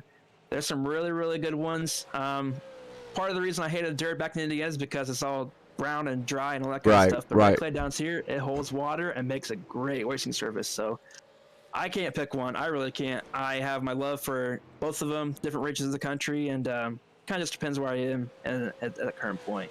So I heard him mention Mount Lawn right then, and man, oh man, I thought I lived next to a short track. Mount Lawn, it looks like a walking track that got converted into a racetrack that never should have been a racetrack that gets great car counts, and man, oh man, tempers flare there. I remember the one video you showed me of dude just driving across and just said, "Here, hold my beer. You try to damage me, I'll make sure you're out for the season." Like, just awesome. And now, Brandon, have you been to Bowman Gray down there? I went to Bowman Gray for my first time in my life this past summer for a little bit. I was actually working an event at Charlotte Motor Speedway for US Legends Cars International and NBC Sports Gold, and I was able to make it to Bowman Gray, about an hour and a half drive there before the Tour Modified race. And oh boy, to see that on TV through the Madhouse and all the documentaries online and everything like that, it lives up to the hype. It is incredible. To pass, you got to hit somebody first. We're talking to Joe White, our friends at OSRN Network. Fellow racing streamers over there that lives up in the Winston-Salem area and that kind of thing. But Tour Modifieds on a flat quarter mile, which, by the way, they just repaved this past week. Oh boy, it is insanity. The atmosphere, 20,000 people on their feet. Oh, it's crazy. Packed weekly, packed. If they are throwing a green flag, you can guarantee two things. There's a lot of cars there, and there's a lot of fans. As we go. Caution on the speedway. Brandon, while I pull this up, did you move down to Carolina just to document racing? The whole mile story is kind of interesting. Back in Indiana, I was just pretty casual, just really with the phone at the camera, see the 78 get out loose coming out of 4. Happened to me 20,000 times before, but going back to my story, I actually moved down to the Carolinas for school and work, kind of following my career path in sport management and in real sports and as a sport official. And I just kind of really picked it up down here. Tony Stevens and the Pit Road TV crew, we did the cars tour events, and he kind of picked me up and showed me the ropes, showed me how the equipment has and what kind of it changes there. And I invested a lot of money into it, and it kind of paid off. So just kind of my sort of thing. I've always loved racing, so going from Indiana to North Carolina, I knew I was going to miss it, and it has paid off. Be honest with me here. Now, I know we're live on band racing videos, but be honest. Give the fans a peek behind the curtain. Has it ever once felt like a job to you yet, or are you still loving it the way you loved it the very first day? I'll tell you what. Some of the people I talk to are sick of going to the racetrack. They tell me all the time, I don't know how you can go to the racetrack just to watch a race, because they are always there, 14 hours per day, every single weekend.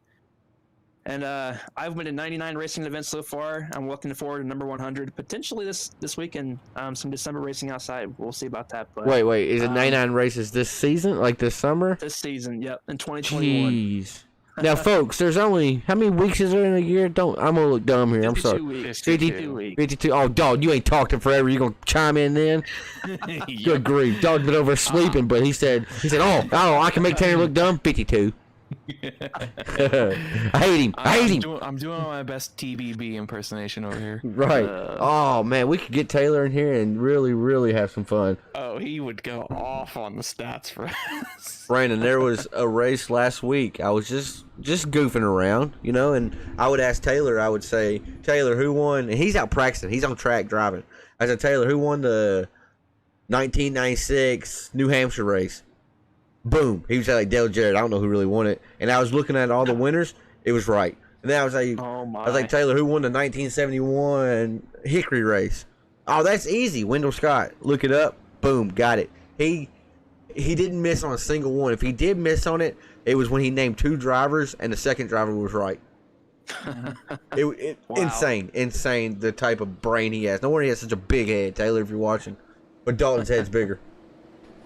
Looks like we're going green here. Yeah. Actually, when do you take it here? Yeah, we're gonna let Dalton take it. Oh boy. Okay. Steve Gibson, he's gone in that 021. He took the lead. We missed the battle for the lead whenever he took it, but he is he's showing he's got some pretty good speed here tonight. Chris Carroll right there in second position in that 99 car. He has been there all night. Same thing with Mr. Shane Quinn in that 73. As we actually see who is that.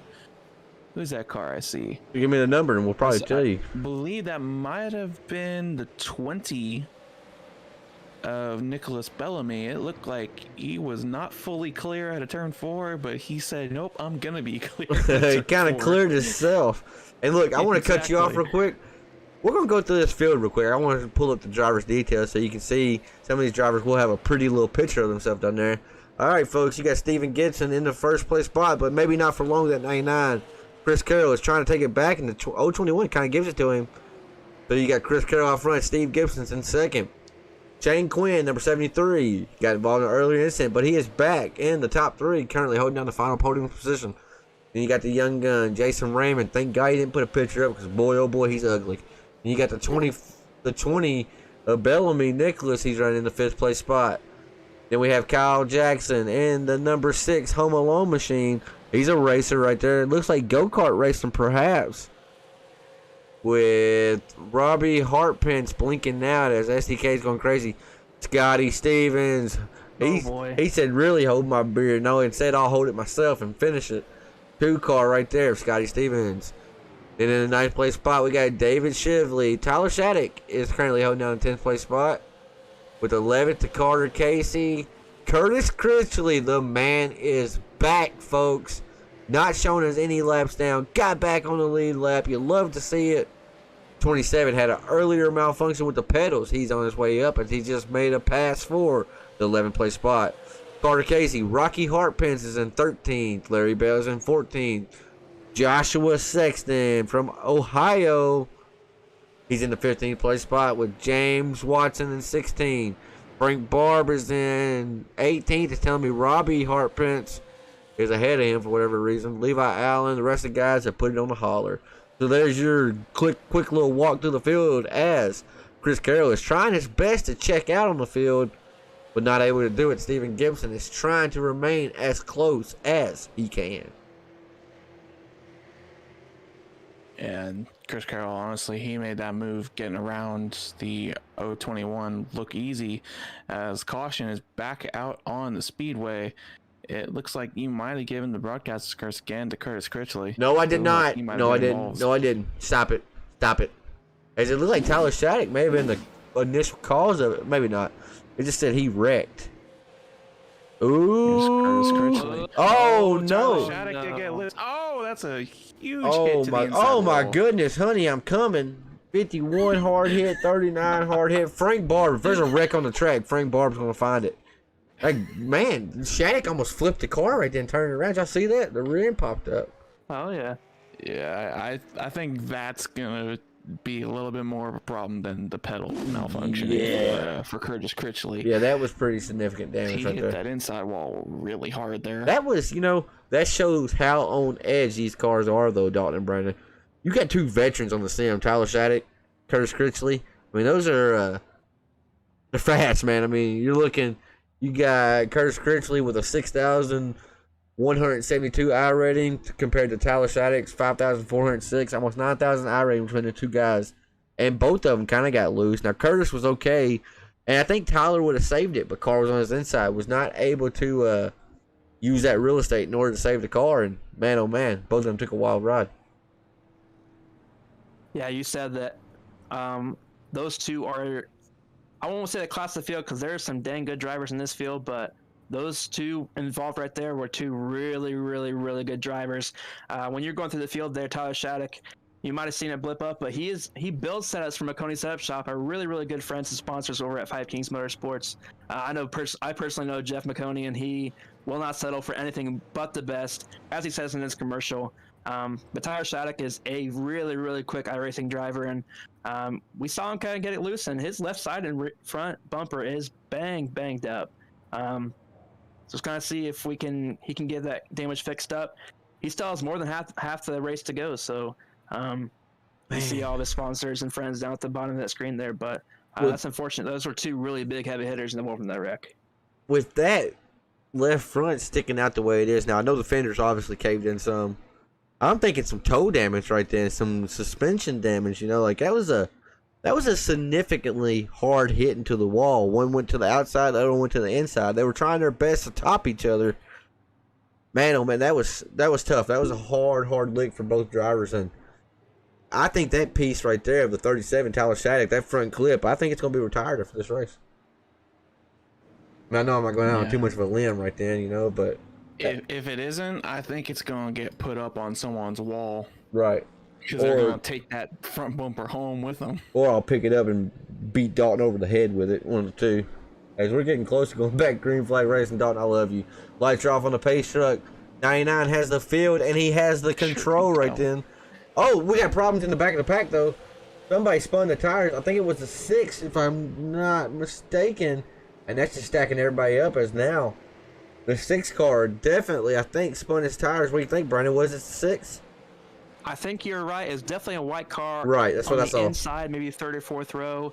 And I think you kind of hit it right on the head. Kyle Jackson, we saw in that last restart that the 20 kind of clipped him up in the front, and he was mentioning a little bit over Royce chat that his displeasure with the 20 car on that last restart. But on this restart, takes matters into his own hands a little bit and spins the tires a little bit, coming out of 4 on the inside, trying to get a good jump. But he's got his hands full again here with the 71 on his outside and 2 cars right behind him. Right, this is the proverbial hornet's nest right here. You got the 6 car, 71, like you mentioned, and then Curtis Critchley. No give up in that driver right there. Pedals malfunction, he's still here, baby. Just got wrecked, he's still here, baby. And he's still on the lead lap, looking really strong in that 27, even though the car's beat up. I have to think that car has to be down on power. Oh, if it's not, I would be incredibly surprised, because the hit he took to that inside wall after not being able to have the time to avoid that 37 car after he got loose out of the corner, that was just that's a hit you never like to see as a race car driver, because even though it's not quite as fast as at some other tracks, especially here around Five Kings, you're still carrying a lot of speed. And he don't even realize, Brandon. He don't know what he just said. I know what I just said. I said Five Kings instead of Five Flags. I'm sorry. Fives around here. That's so much I have Five Kings in my damn head. So sorry. I'm getting so sleepy that I couldn't do nothing but just chuckle right then, man. That was funny. It was funny. I've been up since what time is it? I've been up for, I don't even want to do the math. 4:20 actually this morning. So been a long day. We're just past halfway here. Yeah. Everybody can tell we're having a little more fun here on the Look at this though. Chris Carroll has kind of jumped out right now. That clean air, like Brandon mentioned earlier, it really does help the cars. Now, I like to follow people because, like Brandon mentioned, you got that guide, when to brake, when to go, you know. But looks like Chris Carroll has his marks picked, and he is hitting them time in, time out. As his last 2 laps have only been a couple hundredths off each other, but putting down really consistent laps. I want to touch on something here. 300 laps, no fast repair. It's going to be a battle of attrition, right? Battle of attrition. So you want to keep the car clean. We are over halfway now for the Dutchies Snowball Derby. There's not very many clean cars out here, folks. Chris Carroll looks clean, but Steven Gibson has some damage. We'll go rear chase and we'll go through the field real quick. Steven Gibson looks fairly clean. We'll just look at the nose right now. Jason Raymond has some left front damage. Rick has some left front damage. Scotty Stevens, he's driving a Ford Mustang. It's ugly anyways, but it's kind of crinkled up a little bit. Hey, Carter Casey is kind of clean, guys. Has he been involved? I think he has been, hasn't he? I believe so as well. Yeah, I think he got a little bit of bumper tag on one of those chain reactions early in the race, but No harm, no like I foul, said, huh? Yep. And Tyler Shattuck, I mean, that car's clean as a whistle, ain't it? Oh, it's sparkling. Oh, we got the Kyle Larson car over here. God. The 85. Oh, God. But you see, the real NASCAR driver out here, Mr. Steven Gibson, rowdy M&M's looking machine in front of that Kyle Larson machine. Don't talk about last year. I don't want to talk about it. All right, there's Larry Bell. Larry Bell's crinkled up, or Larry Bell. David Shipley's crinkled up on the left front as well. Front. It kind of tricks me looking backwards. Let's look. Larry Bell has been involved in incidents. Front's a little crinkled, but the rest of his car has some damage. Shane Quinn. Hey, this is the first we're really looking at. And Shane Quinn has been aggressive tonight, so it makes sense. It's like right front. Right Just front has a some little damage, maybe? and the left front has a little bit of damage. Let's see if I can change the camera angle. These camera angles here are not great. But yeah, that's not that line you see there before above Rustic Moon or whatever. That's not supposed to be there. That's some damage. We'll check this other one out real quick. Left rear looking good. So yeah, a little bit of damage to him. Let's see his competitors. So I think I've only counted 2 clean cars really. Hey, Rocky, he's spun 2 people, but would you look at this car? If that's how you're going, if you're gonna go to Five Flags, be involved in 2 wrecks, cause them, and have a car like that. Oh, we got a car turned around. Oh, That was Kyle Larson. yes, it sure was. David Shively has got, I was gonna say got turned, went around. Let's bring it back up on the Bam Racing Videos records replay. See what happened here. Did the 43 of Larry Bell kind of tap him? Oh, he got did. A great run. He got a great run. You know, someone in front of him. I think David may have been spinning his tires right there, not on the throttle, had no grip because car wouldn't turn. He couldn't get on the gas. Yep. You see that wheel? Car wouldn't turn for him, so he waited to get on that throttle. And now let's see if I can find Larry Bell real quick. Watch Larry Bell. Yep. Oh, Larry Bell's off the throttle. Did not mean to get into him, but just had a better corner exit. The closing speed was a little bit too much to avoid there. I don't think I put any fault on Larry Bell. I'm wondering to see if Larry Bell may have had a lot better tires than the 85 did. Maybe some old tires and losing some grip there. We talked about the track getting a little bit greasy, and coming out of 4 is one of the loosest parts of the track, so that may have a little bit of effect on it. I will say, according to Sim Racing Apps, Larry Bell pit about 50 laps ago. On lap 114. Gotcha. As I wish there was more people in the Discord chat to pull up. Let's pull up the young gun. And Dalton, you ain't talked to nobody yet. Your turn, brother. Have a word with Mr. Jason Ramon. Jason Raymond, Dalton Kilroy up here in the 5 Kings boost. You got a copy? Yeah, I got you. Listen, man, you've been kind of quiet for most of the night. Haven't really called your name out all that much, which that seems to be a good thing here tonight. What do you think you got to do to get up there and take the lead from Chris Carroll and Steven Gibson and anybody else that's been kind of up there just flexing their muscles all night? I'm gonna be honest. I don't know, man. I'm trying not to push too hard, but they're really fast, and I've been trying to just kind of keep it clean. I know I had those couple of incidents. I don't even really want to talk about it. I don't know what happened because, inside looks different than out. But I'm just going to try to keep it clean and maybe find myself up there at the end and just see what happens. Jason, now. Oh, wait, I won't butt in. Jason, you remember our text message day, right? Which one? If you wreck, you got to join us? Yeah. All right, will you just junk at 44 and come up here and join the fun with us, brother? We'll be talking. We'll be seeing you shortly. But I'm having fun. Honest to God, it does. It looks like you are having a blast out there, and I love that. That 44 is looking sweet. We have not done the MF Races Eyes Best Paint Scheme of the night. I guess we're waiting for all these cars to get destroyed before we do it. How's the 44 feeling with that little bit of damage you do have? I'm gonna be honest. I haven't really noticed it.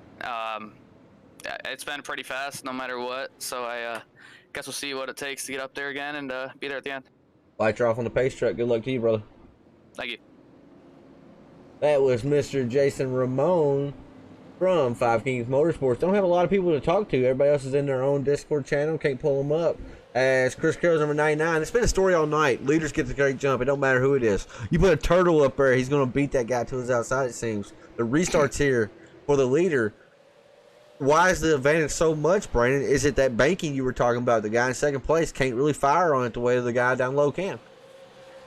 Well, I think we talked a little bit about it before and kind of hinted at it, but those tires cool down a little bit during those caution laps. The track cools down just a little bit. It looks like we entered the caution out, but when you're the leader, you're in control of when you want to start the race, so you can kind of cater that to get enough off the corner where you're not going to get on the banking still and spin yourself out. So we'll see what happens here. It looks like Larry Bell again involved, maybe. Oh, no. Missed a chain reaction a little bit. Saved it. Nope. Oh, Kept it out of the wall, though. Out of the wall, no damage. He's going to drive into the wall again, though. He did this earlier. Come on, Watson. Stay off that wall. If you mitigate the damage, don't put it there. Good job, though. Good job for real staying off everything else. Heads up driving right there for Mr. Watson. Now, if you're these drivers, we are... Ooh, Chris Carroll said, hold on a second. I like it. I like the call. I do like the call. You notice tonight, too, typically when we call these races, and I know y'all don't call them with me, but we call long races, 200, 250 lap Bristol races, Kentucky, Usually when the leader goes down, it's monkey see, monkey do. Tonight, the pit strategies have been so weird, you can't even keep up with them. They're impossible to keep up with up here. There's too many people pitting on too many random laps. Yeah, well, I think it was just a few years ago at Charlotte. Actually, I think it was the first race of Charlotte during COVID where everybody was happy to watch NASCAR back again when Chase Elliott was in the lead. Yep. And He pitted, and literally no one else pitted behind him, and he lost the race because of that call. Whether it be his call, his crew chief's call, or whatever. But To this when you're in day, the driver's seat and then Hornet's Nest with yourself, it is tough to decide if you want to pit or not. to this day, when you're the leader and you go to pit or not to pit, you got to make that call. I still call it. You're Chase Elliott, basically. You're danged if you do, danged if you don't. If you go in, they stay out. You just lost all that track position. If you don't go in, the rest of the field goes in. You're about to get ate up on fresh tires. So what do you do in that spot? That's why if the caution comes out, I love being in about third or fourth, honestly, because that gives you a good gauge and good time to see who's pitting and who isn't. Plus, it also helps when the team has grown to the size that Five Kings Motorsports has. You have half the field in the Discord, so you can ask everybody. Right. I don't particularly like that. It wasn't supposed to be that way, but we like everybody so much that we meet them in different series and we bring them on over. Oh yeah. Like Dalton. Ugh. Yeah, I know. I'm just so disgusting. I'm glad you joined us tonight, Dalton. You know, this is I've had fun talking with you tonight. Brandon, I'm glad you let us come on to the Band Racing Videos page, and I see the number 2 car, Scotty Stevens. Gonna be firing off outside row number 1. Give me a whoop whoop if you're a Scotty Stevens fan in the chat. Matt Gardner, this is to you, brother. Whoop whoop. All right, or Brandon Mettler. That picks 2. That's all right. Aiden Young said, did I miss anything? Tanner had to run and get a call. You didn't miss anything besides a lot of action, brother. You blink in this one, you might for real miss something heavy. As we are getting ready to go back green flag racing here, once again, leader gets a great jump as he's trying to bring Tyler Shattuck. That car is beaten everywhere. There's not a straight piece of sheet metal on that car. He's still contending with these boys out here. If he is down on power, guys, as loose as we've seen these cars all night, it may actually be helping him on corner exit, allowing them rear tires to actually catch grip. Yeah, that does bring up a very good point. He might be able to get to the gas earlier, carry a little bit more speed through the center and on exit, and keep the run up down the straightaway.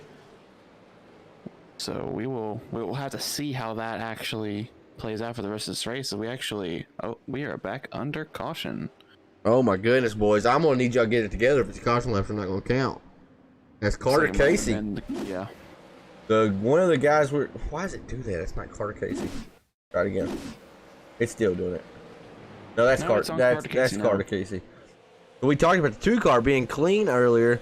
Oh, what we just talked about. Car gets upset. Yep. Just gets upset. Car gets upset and just turns around on him. And now that hit did not look really, really hard, but that is enough to knock some power out of that. Now, when we say down on power, for the people that are not into iRacing, don't do it. That means you look at your RPM gauge. These cars naturally they rev at 1800 when they idle, and if they're not idling at 1800, say they're idling at 1600, then being down on power means you don't have very much speed. That motor is hurt, and that's what we mean when we say down on power.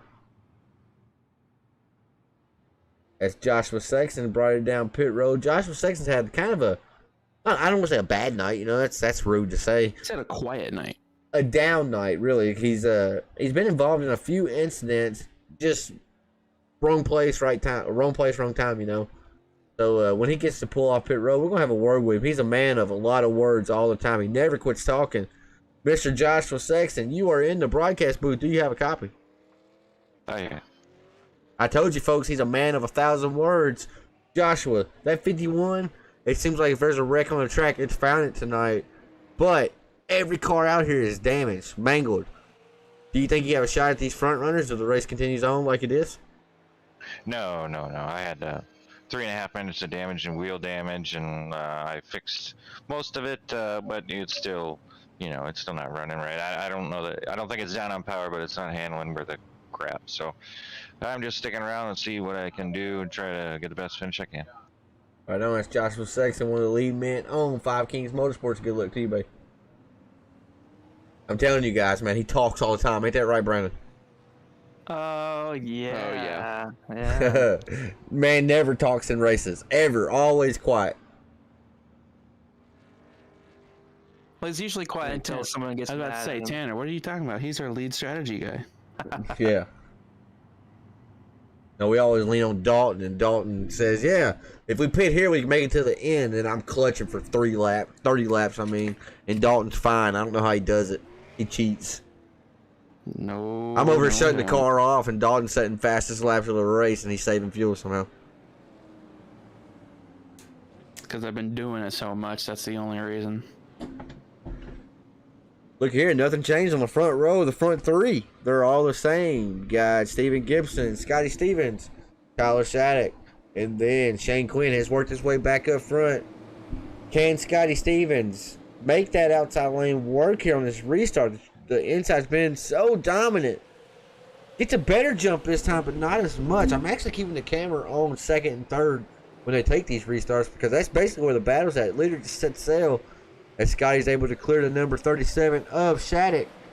Going to set his eyes on the 021 of Steven Gibson.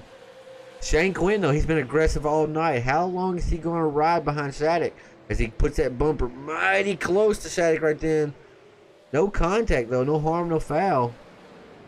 As they are racing still side by side back here for the 7th, 8th, 9th place spot. Jason Raymond's on the outside fighting for everything he can get right now, but that's not a lot. Outside lane, it's just not working right now. Yeah, he's kind of in a little bit of a box right here, but behind Curtis Critchley and Larry Bell, it looks like. As Larry, actually, he's running up a little bit higher, trying to keep that speed going, get a run out of the corner. But Curtis is going to clear him. Oh, as we see the 85 I saw go that around in the background. Wonder who he got involved with. Might... Kyle Larson again. Let's go back and pull it up on the BAM Racing videos. Got the 2 car of Casey underneath. Oh, Casey, there was nothing intentional right then.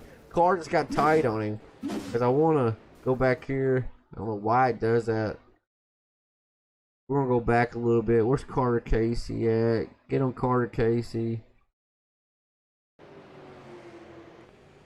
Alright, let's watch. I bet the steering wheel's turned. I don't know. It's kind of hard to tell, guys. I don't know. I think the 85 just kind of didn't go as high up coming off of 2 Oh, as okay. the 2 was expecting, and they kind of met in the middle a little bit. That makes sense, Brandon. He was expecting him to go up more predictable line. He's looking in the mirror. He has Venom on his helmet. You can't see in the dark now, of course, but I see the top of Venom. See it? Yeah, it looks like he just didn't get much room to get off the corner. Yep. 85 was maybe trying to pinch, get more out of it than he could, and just didn't. As now, look, more cars with heavy front end damage. We're not even to lap 200 now. It's kind of went off the rails. It started out really good, but got a little tip rowdy, so to say. Yeah, a little tip for tap here now. Our viewers over on BAM Racing Videos want to thank y'all for tuning in. Check us out on the 5 King Motorsports YouTube channel. We're on the road to 100 subscribers. We have gained 1 here tonight. Let's gain 2 more, 3 more. Let's make it to 100 before this night is over. You'll never miss any type of update when 5 King Motorsports go live. We broadcast on Thursday nights for the Apex Sim Racing E-Series Showdown. That's a mouthful, but it's great racing on Thursday nights in the truck. It starts at 9 p.m. Eastern. We go live. And then on Saturday nights, we have another truck series. It's the Crooked Line Saturday Night Super Truck Series. We also start at 9 p.m. Eastern, 8 p.m. Central. We'll be going live. And also, we have POVs, point of views, in driver cockpit. You hear all the behind-the-scenes chatter between our race team. Sometimes it's good, sometimes it's bad. Little disclaimer, it's not safe for work, not safe for children. Racing does have high tempers, high emotions. But if you want to see the behind-the-scenes glimpse into the mind of a driver, you can see that most nights out of the week on the 5 King Motorsports YouTube channel. This looks like we are about to go green here again. Field is still under control of Steven Gibson in that 021.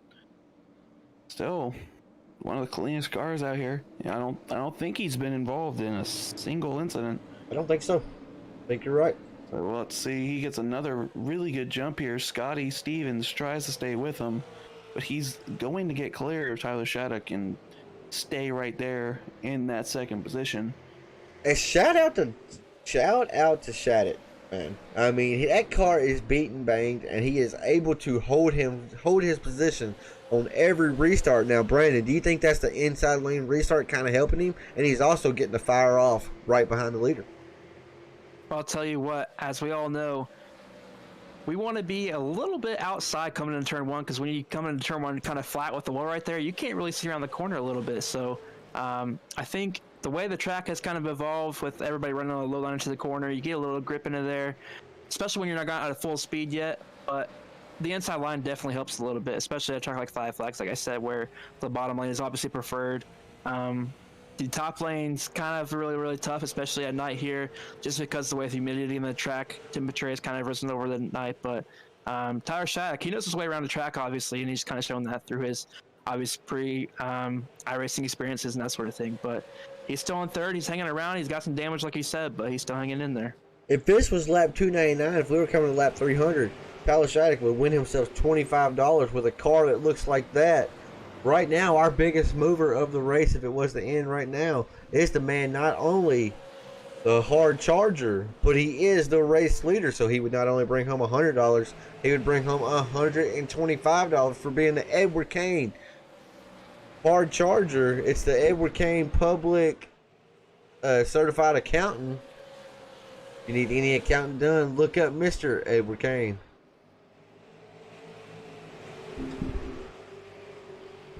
Everything's all gotten kind of strung out here since we've gotten restarted, and Scotty Stevens, he's starting to close in on the back of Steven Gibson.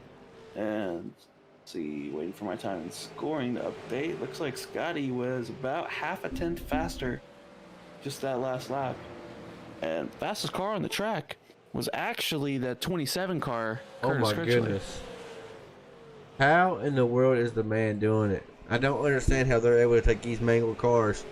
One of these two have to be down on power. I mean, they just have to be. And if they're not, and they're up still at full power, and it's just all aero and cosmetic, then they've got the best engine builders out here. Right. Because there is no way that those cars should not be down on power at this point. I totally agree. I completely so we actually see Scotty Stevens falling off the back of Steven Gibson just a little bit. Looks like he might be fighting a little bit of a loose condition coming out of the corner. Flips that apron a little. He's got the wheel turn pretty much. That was pretty good that time. Doesn't look that bad there. That one was fairly good. Turn 4 is bad here with the wall. Turn 2 is bad though because the banking ends kind of abruptly. And it just really wants to shoot you up into the wall. Right. Now, turn 4 here is terrible. It's like the wall can reach out and grab you. And I don't think the wall's straight. I think it's kind of slanted down through there. Brandon, now you can attest to that. You've seen this track in real life. What do you think? Yeah, this track is kind of interesting. Like I said, it's got a lot of history and a couple different configurations on it through the years. But as I said, we're all drivers, and we've done a ton of laps on this track. And like you said, that turn 4 wall can just kind of go out and get you a little bit, especially if you're running hard and the car's a little bit tighter. But like we see here, everybody's pretty stable for the most part. Maybe not everybody's putting it 100% right now, still trying to be conservative a little bit because we still have over 110 laps to go. So, but as soon as I say that, we got 4 cars in our blanket right here, and these are some really fast cars in this mix right here. Yeah, they're all trying to sort it out. Chris Carroll's he's playing the caboose right now to it. As Larry Bell's trying to throw his name into that hat as well. It's like Nicholas Bellamy is actually staying high, letting Raymond's. Nicholas is on the lead lap too. I think that may have been a mistake, though. I don't think he may have missed the corner right. I don't look. He's pushing high again. He has damage. Maybe some handling issues for the number 20 car. That's a storyline to watch. Yeah, like that could be big, as we actually see. Raymond's up there battling with Carter Casey and Chris Carroll. Ooh, he had a little bit of a snap there. Had to drive that thing like a rallycross car right then, huh? And you see the twos trying to fight on the outside. But this right here, as a racer, I hate this because on the inside lane, we already know it's faster, right? But that 2 car is just fast enough to be a nuisance to 44. The 44 cannot clear him, cannot go all the way up and use that wall or like use the real estate of the track to the wall. So he's really having to keep that wheel cranked to stay off the 2 car. And that's when drivers get loose on the low line. But now the 44 might get clear. He does. It's a 99 and a 2. Chris Carroll is one heck of a driver. Because I promise you, 99.9% of drivers, if they were in that 99, they were going to the outside wall right then. I put money down on it. Yeah, that is one way to avoid a wreck right there. I put money down right then that you put me in that car, I'm eating the outside wall right then. And I think I'm fairly content at iRace. I'm not the best. I'm not the worst, not the best. I'm middle of the road, you know. If you put me in that car right then, I just ate the outside wall. Chris Carroll loose again. Man, oh man. I think Jason Raymond in the wall. He got loose and gained a spot. Who else can do that besides Chris Carroll? Right? I mean, Mark Arthur. Yeah, Mark. Yeah. As and I haven't heard from Mark in a while. We have Matt Gardner saying he hopes that Steven Gibson goes home and takes this win and gets that money, so that way he can get a new paint job on his car and get that ugly rowdy paint scheme off of it. No, well, what's funny is I can't believe he said that because Kyle Busch and Toyotas. That's his favorite thing about NASCAR. He loves Kyle Busch, and he really loves the Toyotas. I ad-libbed a little bit. I know you did. I read it. I don't know, as these laps ticking away, guys. I don't know if we can go on board the 43 of Larry Bell here, but as I'm looking at Chris Carroll, Jason Raymond, and the 2 car, they are both handling all differently. Jason Raymond kind of gets loose one lap. Chris Carroll, as we saw, gets loose one lap, but the 2 is set his sights on the 44 you see right now. I think the 44, I think he's cranking the wheel a little bit. I think he's having a tough time getting around turn 3 and 4. It looks like 1 and 2. Oh my goodness, the rear is kicking out a little bit. He's moving up the track, so I don't know the tire wear. Oh, he's loose there. I don't know. I want to go back to Larry Bell real quick. Oh, it's a 44 loose again. Loose. Oh, hold it. Nope, overcorrected. Oh no. He may be joining us in the booth now, boys. We may just gotta. His caution is out for Jason Raymond. I wanted to say something, but I'm gonna hold off until after the wreck. We'll see what happened.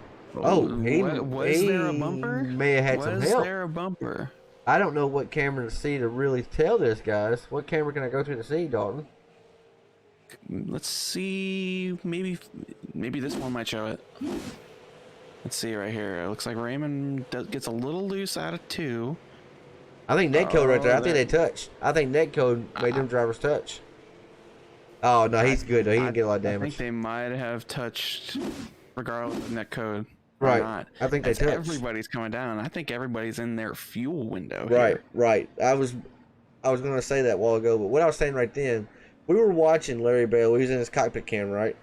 The worst thing you can see out your windshield is 4 cars that are just breaking loose sideways over and over and over. And you're only, 3 car lengths back off of them? Because you know eventually they're going to wreck like what we just saw, right? Mm-hmm.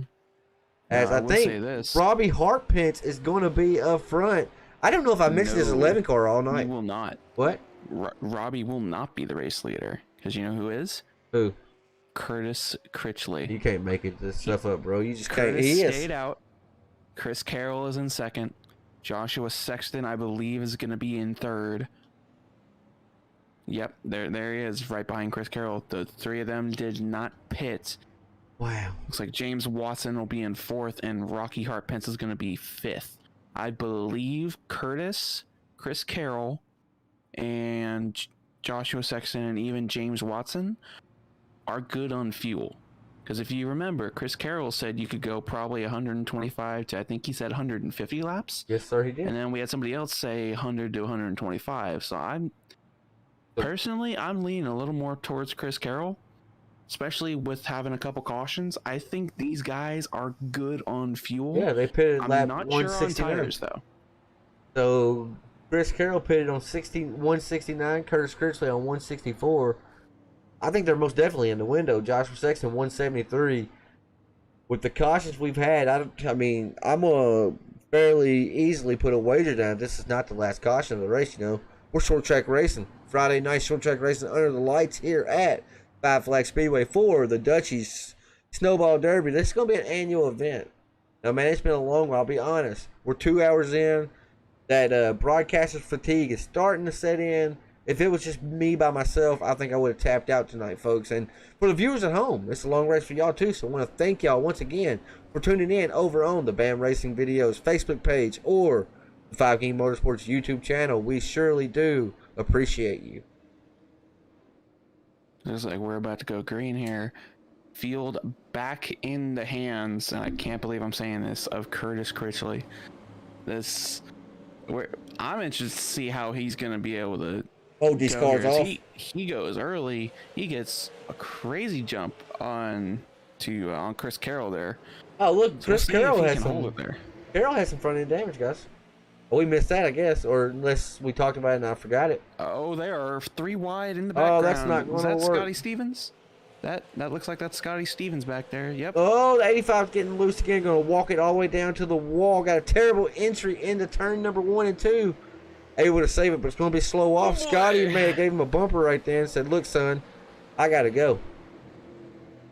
That's going to allow. Man, I'm going to spot for you, Carlo. Ooh, Oh, 44. Jason Raymond loose. I don't think. Oh, Scotty. Oh, Raymond around. Raymond is around. Caution is out. I don't know if we saw that correctly. It looked like Scotty Stevens may have gotten loose in the middle of the front stretch and kind of bottled everybody up. And Jason Raymond, obviously in a box, car in front of him, car behind him, car to the side of him, and he had nowhere to go. May have gotten into Scotty a little bit going into turn 1. We'll have to see how this unfolds here, but nevertheless,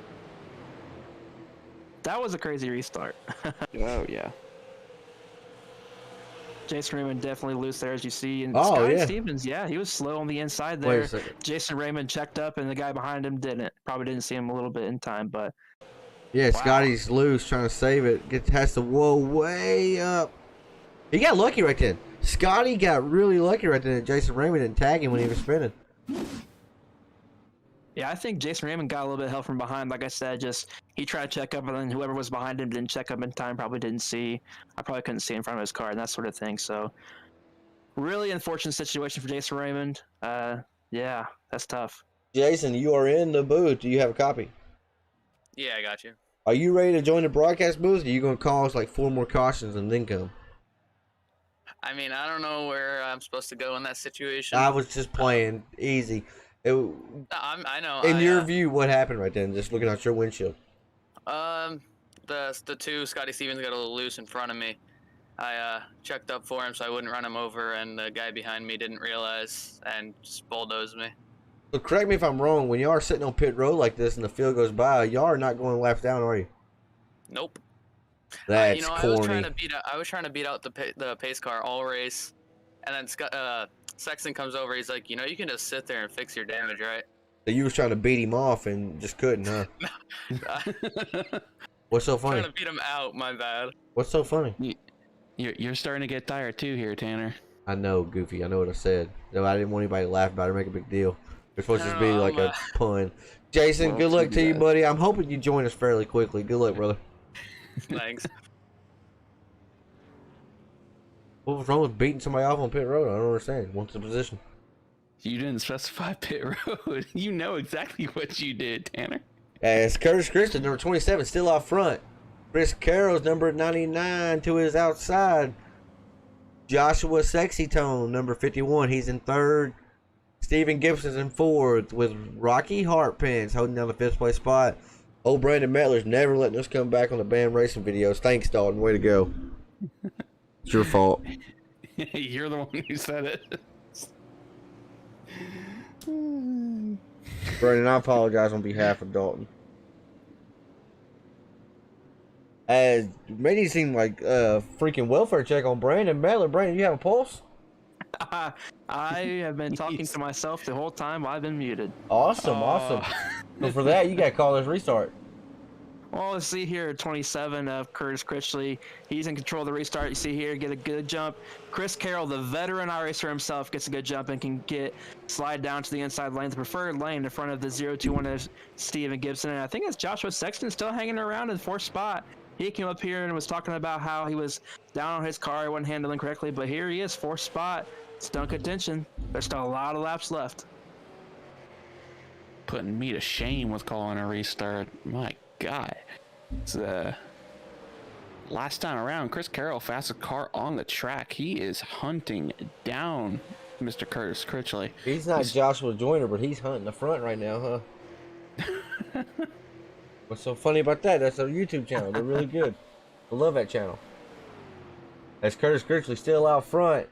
Chris Carroll. Oh, we got a big wreck, I think, folks. I just seen a lot of red names on the Tattletale box. Let's pull it up and see what happened. I think it started with Larry Bell and Jason Raymond again. Might have been ahead of them.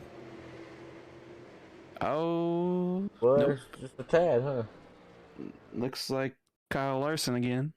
Kyle Larson. Who is that? Give me a... 885. David Chivoli and Nicholas Bellamy.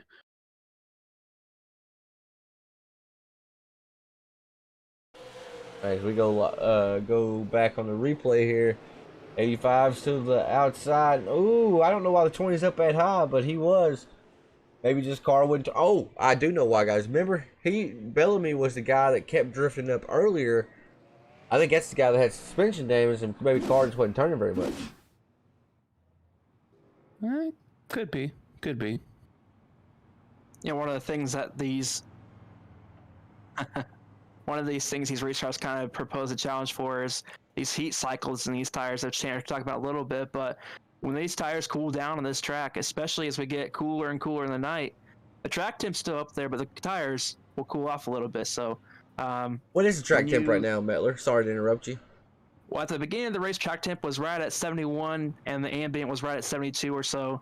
The track temp that I saw got up to 78, but it's down to 73 now as the ambient temperature is down to 68 degrees right now. So it's cooled off a little bit in the air, and with these restarts, the track isn't as hot because we haven't ran as many green flag laps in succession as we saw earlier in the race. So that's what I was gonna say. Yep.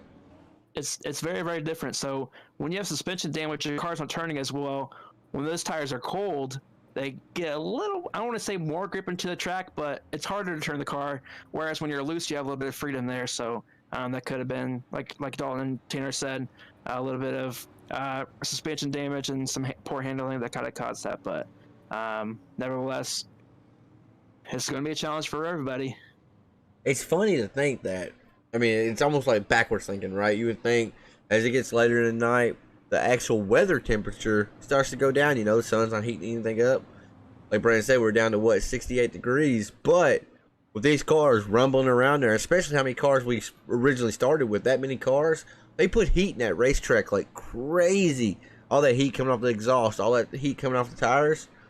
But now we've had not very many green flag runs here as of late, and it's really, really, really letting that track cool off. So this racing service is forever, always changing. Yeah, but at the same time, we've also got drivers changing, and while the air and the track might be cooling off, I don't think these drivers are cooling off. They're heating up right now. I think they've been hot. They've been glowing red as red as their brakes are going. As Curtis Critchley, he's going to get another good restart, and the 021 actually got one. We haven't seen that yet. We have not seen that yet. That the second place or third place driver actually took over second place. And if we have, I don't remember. It's been a long night, folks. We are now on lap number 207 as we come to 208 as they cross the stripe this time by Curtis Critchley. He started on the pole, or what would have been the pole. He accepted the Edward Kane last to first challenge. Went all the way to the back. And you see when you go to the back what happens. You're in the hornet's nest. That front end of that Chevy Camaro is heavily damaged. But he still prevailed. He did not give up. He even had pedal problems to the point where he had to stop on the track, go to the pits, get it fixed, battle back. He's leading this race now. And I am wondering, are Curtis and Steven teammates? Because maybe what happened there is Curtis may have counted down Steven. That's a very good point. As we see the 31 get by Chris Carroll. Chris Carroll's kind of going backwards right now, folks. That's not something we ever really see. Yeah, that's very, very, very unique from Chris Carroll. I was listening to the chat there, and Chris Carroll let the 31 by, so maybe some strategy. Maybe he wants to take a chill for a little bit. Chris Carroll is really, really smart, but I don't think I've ever seen him give up a spot like that. Well, what I'm seeing here, Chris Carroll pitted on lap 169. Rick Spencer pitted, or Rick Wall pitted on lap 200. So 31 lap difference in those tires. Now, granted, some cautions, some green flag laps, but I promise you, heat cycles, like you mentioned, that makes a difference on the tires too. They don't really like that. They don't like going hot, cold, hot, cold, hot, cold. As cautions out again. Kyle Larson's scheme of David Shively, I think, has went around. Let's pull it up and see on the Band Racing Videos Records replay. As he's in turn number 3 and 4, coming out turn number 4, and pushes up, gets the wall a little bit, and then gets the wall a lot right then. Hard hit for the 85 as he's going to try to spin that machine around. But in a field like this, it's hard to ever get a break in the action to even get your car turned around.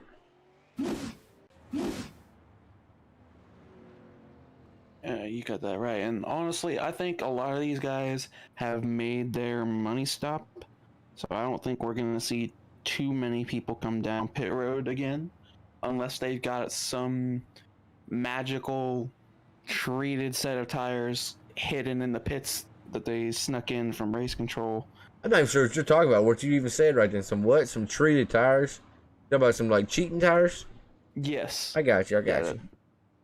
I was zoned out reading the YouTube chat. I want to thank y'all for being engaged with us. If you could, put in the chat where you're from, like Brandon said earlier. Let us know where our target demographic is. Put in the chat where you're from. And Dalton Kilroy would love it if you put your number in the chat as well. That'll be a number I will be blocking. Yeah, he says that over air. Hey, in the racing community, the only number we talk about is number 1, because that's the winner, baby. Hey, and number 3, raise hell, praise Dale. Hey, that's true. That's true. And it looks like, I don't know if we can go back to that restart, or maybe the caution itself with the 44 and the 20. If we can go back to that, maybe.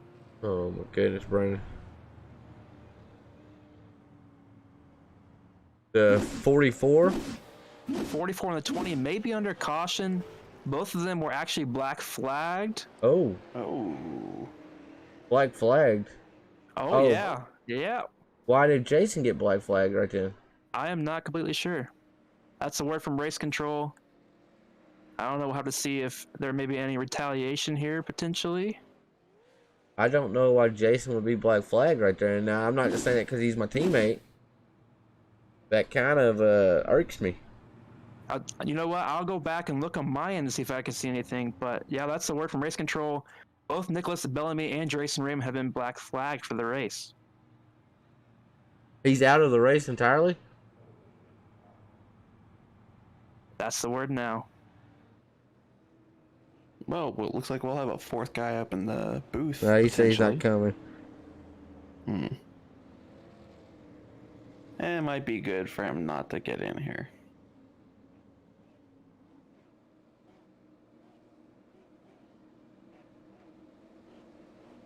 We're about to go back green out here. Curtis Critchley still has control over everything. Yeah, I do believe that Curtis and Steven are teammates because they win about the same time as, well, that 31. Is that Rick Spencer Wall up there up in It sure is. Yeah, he is coming. He's fighting on that inside line. Chris Carroll back behind them. He's going to hold down 4th. Oh, it's getting kind of tight there for 2nd. Yeah, we still got 85 laps to go, and these drivers driving like it's 10 laps to go. This is really, really good racing here for 2nd and 3rd. Now Chris Carroll's looking for the 3rd spot inside Steven Gibson. Steven Gibson does not want to be on the top right now. He's been quick all night, but that top line with 2 really fast guys inside of it is not going to work well. Yeah, absolutely. And even on the older tires, Chris Carroll is still making it work. But who knows? We have seen track position is big. Excuse me. We have seen track position is huge tonight, as Curtis Critchley, fastest car on the track that last lap. So these guys might be thinking it is go time, even though there is still 80 laps to go, and we're just over 2/3 of the way through this race. They might be trying to get whatever track position they can get, because I hit on it before. I don't think these guys are going to pit again. Yeah, that's kind of interesting to see. I was thinking maybe Chris Carroll was trying to save that last set of tires in the pits, and maybe that's why he's trying to make them last long. Those tires on his car right now last as long as he could, so it'd be interesting to see if maybe if we get a late caution, if Chris Carroll's going to have the opportunity to go down pit road and get 4 brand new tires. But I'll tell you what, some of those guys that went back to the pits recently to get tires, Scotty Stevens, they're creeping on the leader. They're getting closer and closer and closer. And right now, that 5th through 8th spot or so, really, they're getting pretty close to that top 4 that have been running up front all day. Yeah, but here we are. The fastest car on the track is still our race leader. Wow. Scratch that. It goes to Chris Carroll. Those guys are the fastest cars on the track still. Chris Carroll following in the footsteps of the 021 and Steven Gibson there. Steven Gibson's obviously fast. He started in the 22nd spot. He's made his way up to the front many times. 27 right now, though, Curtis Critchley, he's the one in control, and he loves seeing all those guys battling back behind him. Oh, absolutely. Mr. Tanner back from the dead over here. I was handling some Five Kings Motorsports business. I understand. I got you. But let's see. I take up for my people, bro. I can't help it. Y'all are my children. Well, everybody hates me. I'm always the bad guy, but I'll be the bad guy. Especially Mr. Young Gun, Jason Raymond. Right. We actually see both the 021 and Chris Carroll in that 99 get loose out of turn 2. If you guys, if there's any hint that these guys are trying to save, that must have just thrown it out the window, because these guys are pushing as hard as they can. They are still the fastest cars on the track. I know Scotty Stevens is kind of hanging back there, with, what is that, 20-something lap fresher rubber, but he's not really gaining as much on these front 4 as we would have thought on fresher rubber, because those guys, they're just maintaining their gap, and they're just going. I'll tell you what, the first couple laps after that restart, Scotty Stevens was banging the boards down the backstretch coming off the wall, because he's digging for any spot he can get. Scotty Stevens, he's one of those guys that haven't had some recent luck, but he was up front in 2nd spot running really good earlier, got some tires, he's right back to the thick of it. 3 really fast guys in front of him, plus the 27 car way out in front of him. Be interesting to see if Scotty's going to try to save a little bit here and hope for a late race caution, or if he's going to try to pick up some spots here. I think you got to go now. It's go time now, I do believe. Yeah, that's what I was saying. 10 laps ago? We actually have a caution. Yep, and looks like Rocky Hartpence. We are joined by We're joined by Mr. DQ himself, Mr. Jason Raymond. You got a copy? Yeah, I got you. So we're gonna take off the racing helmet. You're gonna put on the broadcaster's headphones as we go back and pull up the Rocky Hartpence incident. The 71 is gonna get him another one. It looks like bumped him right then. Nope. Ooh, man. 71's been involved in a lot of damaged cars, I heard tonight. I know when I was out there, I didn't really have an issue with him. I mean, I don't know. It's been a long race. I don't know. This change from a helmet to broadcaster headset is a quick one, because still got some thoughts, but we're cool. Definitely not body temperature cool wise. I'm really sweaty. Not gonna lie. Just think about it. I know. Just think about it. No matter how mad you can get, you always be ugly. So what's the point of it? If it was if it was fixing your looks to be that mad, then I would say, hey, go punch a tree. But instead, you're ugly, so just go hug the tree. Can't change it. Yeah. You'll be all right, partner. I promise. All right, it was fun for sure. I appreciate all the guys that put it on for us. It's cool to get to watch the rest of it, but would have loved to be in the car. Kind of unfortunate. We'll just talk about that later, but 021 still out in the lead. He's been really fast all night. I know when I was behind him, he was just gapping me. I couldn't keep up. So it's like out front's been so weird tonight. It's like whoever gets out there, you can bank on them being the most dominant car, Brandon. Ain't that kind of what you're saying? It's that clean air, I guess. I mean, I don't know. It's just weird. It's a little bit weird. Like I said before, I'd rather be following a guy all the way to the end and then kind of do it out for the last 5 or 10 laps or whatever, but whoever's been out front right now has been the fastest one on the track for the most part. Well, Speaking of really fast guys, 99 Chris Carroll pit under that last caution. I was gonna say that Rick Spencer Walt. That Dalton was indeed wrong. He's not wrong very much, but he was wrong right then. And I was more than wrong right there. Yeah, I truly, honestly, God, I thought they were done too. I thought the cautions was going to put them in their window. Bada boom, bada bang, get it done, get it in, get out. But no, track positioning is lost. Now they're going to be firing off Curtis Critchley, who was in the lead. He didn't fall back a lot, battle of attrition, right? So he lost a lot of people. He's currently in the 8th place spot. Rick Walt. I don't know why I struggle with that. Rick Walt is in the 9th place spot. Chris Carroll's in the 10th place spot.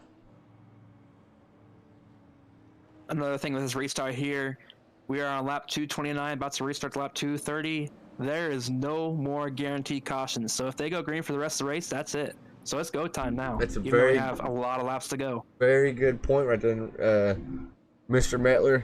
Meaning, because they have a 75 lap green flag run, race control automatically throws the caution. They have a 75 green flag lap run here. Race has been over by a few laps. Green flag is out. 021. Deja vu. Whoever's out front, they get that best jump if they have the control of the restart. 2-car was able to get down right then without a battle. Mr. James Watson and who is it? And Shane Quinn wide in the back. Did not say the same. As I'm looking for 3 wide. We were. Missed it. Sorry, folks. It's hard to catch everything on these short tracks. I tell you, it's ridiculous. Action is everywhere on the track. As Curtis Critchley, he is already into the top 5, knocking on the door of the podium spots on his fresher rubber. I was just saying, inside of that 73. He had a 20-second stop. So did he take rubber? Did you see him take rubber? He looks like he took rubber. Judging by how quickly he's moving by that 73 and catching up to the 39, I'm fairly confident to say he took rubber. It looks like it. I feel like that's the time for tires if you don't take like a windshield tear off or even fuel. I'm kind of surprised he's moving right now, and that car is definitely not pretty. It's all beat up in the front end, and I don't know. I was surprised. I was out there and I was like, oh, I'm gonna be able to get this guy. He's got damage, but he kind of took off and kind of left me looking silly. Yeah, for a while up here in the booth, we thought both him and who was it else? Tyler Shattuck. We thought both of them were down on power. We wrote them off. I mean, they weren't even contenders in my mind anymore. Sorry, I interrupted you. I was texting, came back and just interrupted you. No, you're good. You're good. I'm a little distracted myself as we got Critchley. He's getting right there underneath Scotty Stevens. He's going to clear him in one corner. With Scotty Stevens still holding down that final podium spot, that will be $25 cash to the 3rd place finisher. 2nd place, we get $50. And 1st place is going to get $100 as we are closing in on the last 60 laps of this race. It's been a doozy. It's been a long one, but man, it's been fun. And I have a feeling we got a green flag run about to break off because look at the separation between these packs. You got 2 different groups basically, but man, oh man, it's 021 and the 27. They're about in a group of their own as Scotty Stevens loses the podium spot. Yeah, 31's on fresh rubber as well. He pitted on lap 229, and he is setting sail. Scotty pitted on lap 200. That shows you the difference in the tires right there. As the 021 goes up high, going to surrender the lead to Curtis Critchley. And then that's going to allow Rick Spencer Watt to get to his inside and make the pass cleanly as too. Is Scotty Stevens going to be able to get there? He is not. Yeah, I think that slightly older rubber for Scotty is not helping him at this point. As we see Curtis Critchley, he's just holding it down right now over Rick Spencer Walt. Barely turning that wheel. Look at that, Dalton. Barely even turning the wheel. Almost kissed the wall. Look at that. Just a little He's tap. the only driver that's been doing it all night. Barely turning that wheel. Now watch this. Scotty's barely turning it too, but a little bit older rubber having turned it more to get it to really turn. But yeah, Critchley's barely even turning that wheel. He's driving that car with the throttle. That's pretty impressive. It's obviously being pretty quick too. Do what, Brandon? So it's also being pretty quick too, obviously, because when you're putting less feedback into that wheel, especially in the front tires, you're saving a little bit of rubber too. As you see, he got by 0-2-1 to Stephen Gibson pretty quick. Stephen Gibson obviously went high, let the Rick Walt and Chris Critchley by. I'm starting to think maybe Stephen Gibson has some tires in the pits. I'm not sure if he does or not. I can't remember the last time he pit, but he might have some tires in the pits hoping for a caution. He pitted on the same lap as Scotty did. A lot of this pack, they pitted on lap 200. As Chris Carroll, who pitted on lap 229, he is coming right now. He is in the 4th place spot. As Scotty Stevens, them about 29 lap older tires are really showing their effects right now. Scotty Stevens had great pace all race long, but now that he is at a disadvantage in the rubber game, it's starting to show in terms of tenths on the track. As I just heard somebody blow up or something, I heard a wreck on the track. It's not like somebody blew up. It was Rocky Hartpence. He just jumped to the pits. Definitely blew the motor on that machine. And it looks like he might have already put it up on the hauler. Yeah, they loaded that thing up quick, huh? Jason, are you alive? I'm alive. I'm talking to someone. No biggie. Well, you should be talking to us. I'm still boiling a little bit. Just leave it alone. I'm trying to calm down. Leave it alone. It is what it is. And you guys are talking about tires. I noticed when I was out there, huge difference.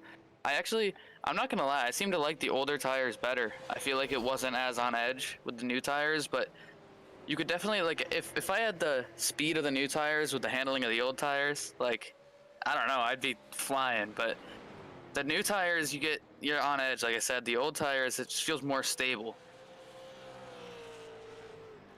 I can see that, because one thing I know, I think it was actually the 021 of Stephen Gibson. Earlier in the race, he had stayed out on the older rubber, and he turned some of the fastest laps of the race on the old rubber, while guys on fresh rubber had been just stuck back in the pack, not really able to do much. That's actually a really interesting variable compared to the sim and in real life. In real life, if this race had been during the day, those old tires probably would not have felt as well, because the sun's beating down on the track, and the track would have probably been 110, 120 degrees compared to 75, 76 degrees where it is right now. In real life, they can adjust tire pressures, suspension, springs, that sort of thing to make it handle better. But in the sim, we're running a fixed setup, which means everybody's one of those things spread up as far as track bar adjustments, springs, all that kind of stuff. All the drivers can change is brake bias and steering offset. It's a level playing field, and that's why the strategy is so important in a fixed setup race, especially a long race, is because of all the tire changes, the fuel strategy, all that kind of stuff, which makes it really, really interesting. And now, fixed setup is typically like a driver's race. The cream will rise to the crop in a fixed setup race, but... Wait, what did you just say? A driver's race?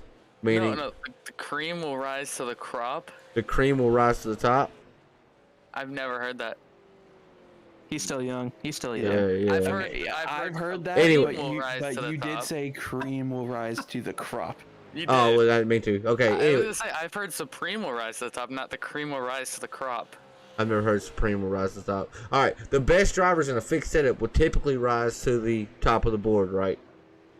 But if the fixed setup is really not to a certain driver's liking, like Brandon said, you can't adjust it to make it feel good to you.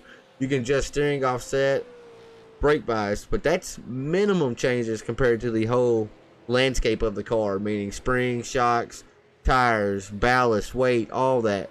And all that's fixed. Can't change it. So when you come into these races, you need to do a lot of practice laps to really get a true understanding of what that car is going to be like on the short run, long run, qualifying, and so on. Yeah, we've seen that a lot of times, even with a lot of our races in the Blazing Pedals League on Sunday nights. You know, guys that normally do pretty well in a long run, they're able to manage those tires. They're able to do to keep their car, because it is all fixed setup. They're normally going to be a little bit better on a long run, and they're going to be able to be there normally at the end.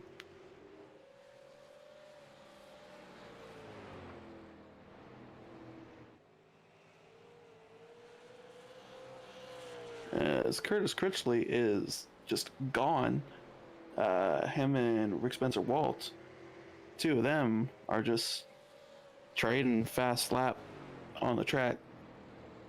Yeah, one also variable that we haven't seen in a while since really the beginning of the race is lap traffic. So it looks like there's only 11 or 12 cars on the lead lap right now. We saw the 85 go by right there. He's in 12th spot. He's the first person to lap down.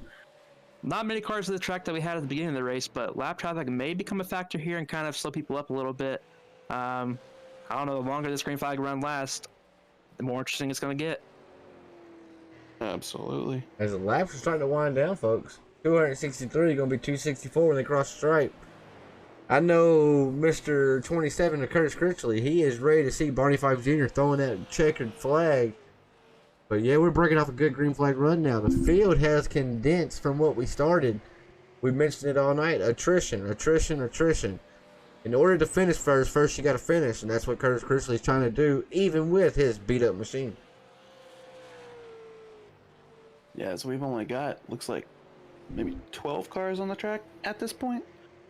So it's, I can see why it's definitely broken off into this green flag run, because there's less people out there. There's going to be less people to run into. I think we're going to start seeing a battle for the second position as Chris Carroll's closing in and trying to make a move back for second. Yeah, that's why I was kind of bringing up the point before this last restart. There's no more competition cautions anymore. Thing goes green, it goes green.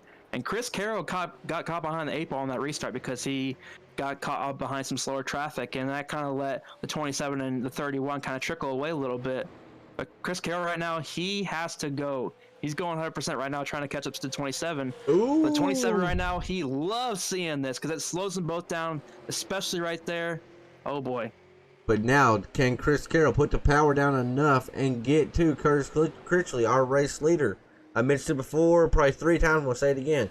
Critchley, 27, he qualified on the pole. He accepted the Edward Kane last to first challenge, trying to give himself $25. Right now, he's sitting pretty, but now he has the 99 in his mirror instead of the 31.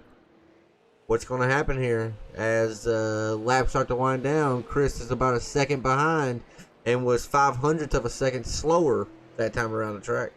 Or no, 0.04 faster that time around the track. Excuse me.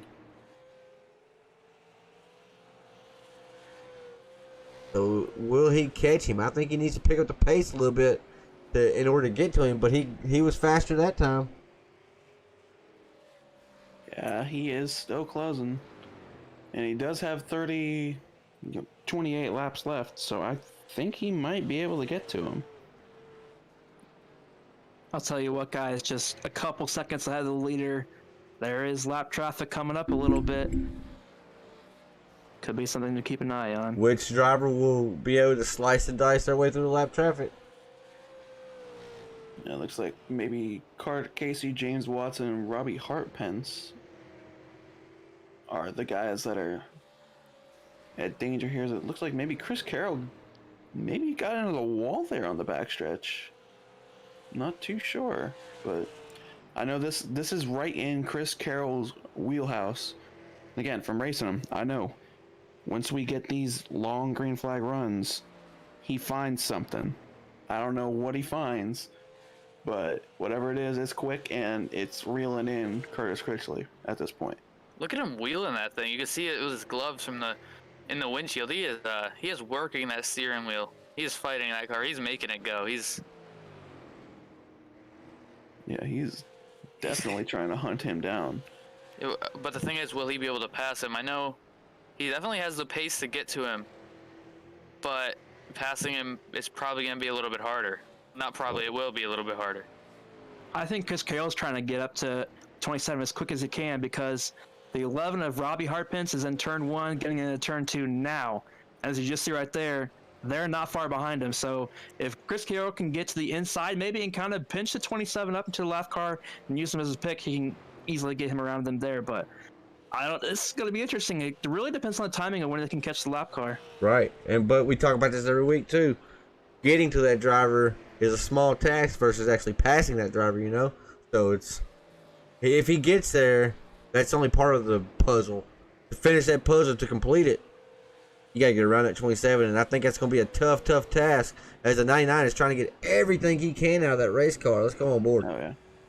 Yeah, I don't know if you guys saw, but a couple laps ago, Chris Carroll, he's cranking it to the right on exit.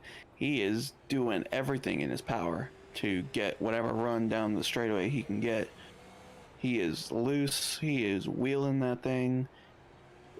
You were right, Tanner. It is go time. It is 20 laps to go. You know, even though 20 laps seems like it's going to be a decent amount of time, around a half mile short It track, goes by fast. that is nothing. 16-second laps. You got maybe 5 minutes to get up there and make that move.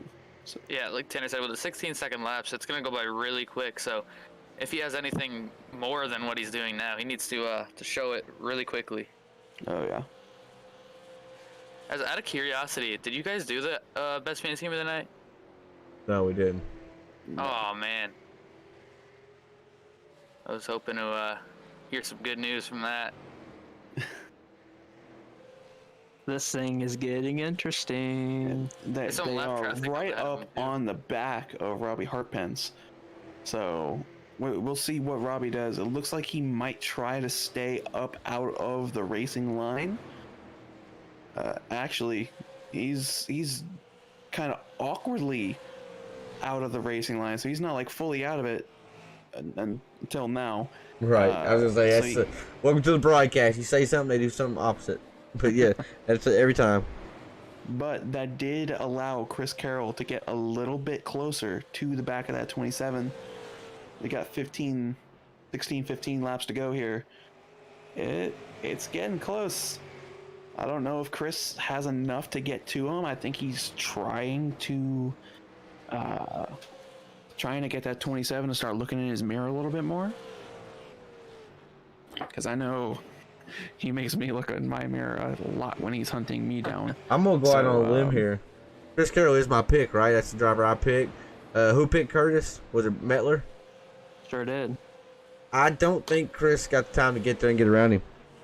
I don't know. As you can see right here, there's 4 lap cars coming up that they're coming up on. 14 laps to go. Look at all that traffic up there. Right. It's And just that last closer. lap, Chris Carroll was half a tenth faster. Yep. Oh, wow. He's pushing the pedal to the metal now, Half a tenth folks. is a lot at a track like this. Absolutely. And now lap traffic starting to play a factor. The 27 has caught the tail end of the field. 85 is going to do the surefire perfect thing to do. Go up high. Now I see a bright yellow car up there as well. Wow. There's a huge cluster of cars here. It could end in no better fashion.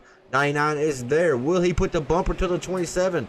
We saw him do it to Scotty in a perfect fashion too, by the way. Just barely tapped him, nudged him out of the way, didn't wreck him, and got that race win. Oh my he's gonna goodness. get held up so much here. Yep. The 27 did get loose right there. Had a terrible He had entry in too. Oh, he's there. Chris Carroll's Carroll there now. is there. At 27, he is going to be sweating right now. Go look to the Carroll looks to the inside. Very powerful 27 is move. going to leave the room. They're gonna be 3 wide on corner exit right here. Oh, God. Oh, clear yourself. Spotter didn't say clear, but the driver said clear. 27 makes a bold move right then. If Chris Carroll gets to him, Chris Carroll don't forget that kind of stuff. Mark my words. Chris Carroll did not like that. Did not like that. This is not a league race. This is money on the line. $100. These guys are racing for $100 right here. $50 separates this spot right here, folks. Winner gets 100. Second place gets 50. 99. Chris Carroll is right there. He's there with the 27. The 27, if he didn't want to watch his mirror, he has to watch his mirror now. There's no way around it. You can't just focus out front when you have a driver like Chris behind you. You got to brace yourself and be ready for the bumper because you know it's coming. It's 5 flags. This is the Derby.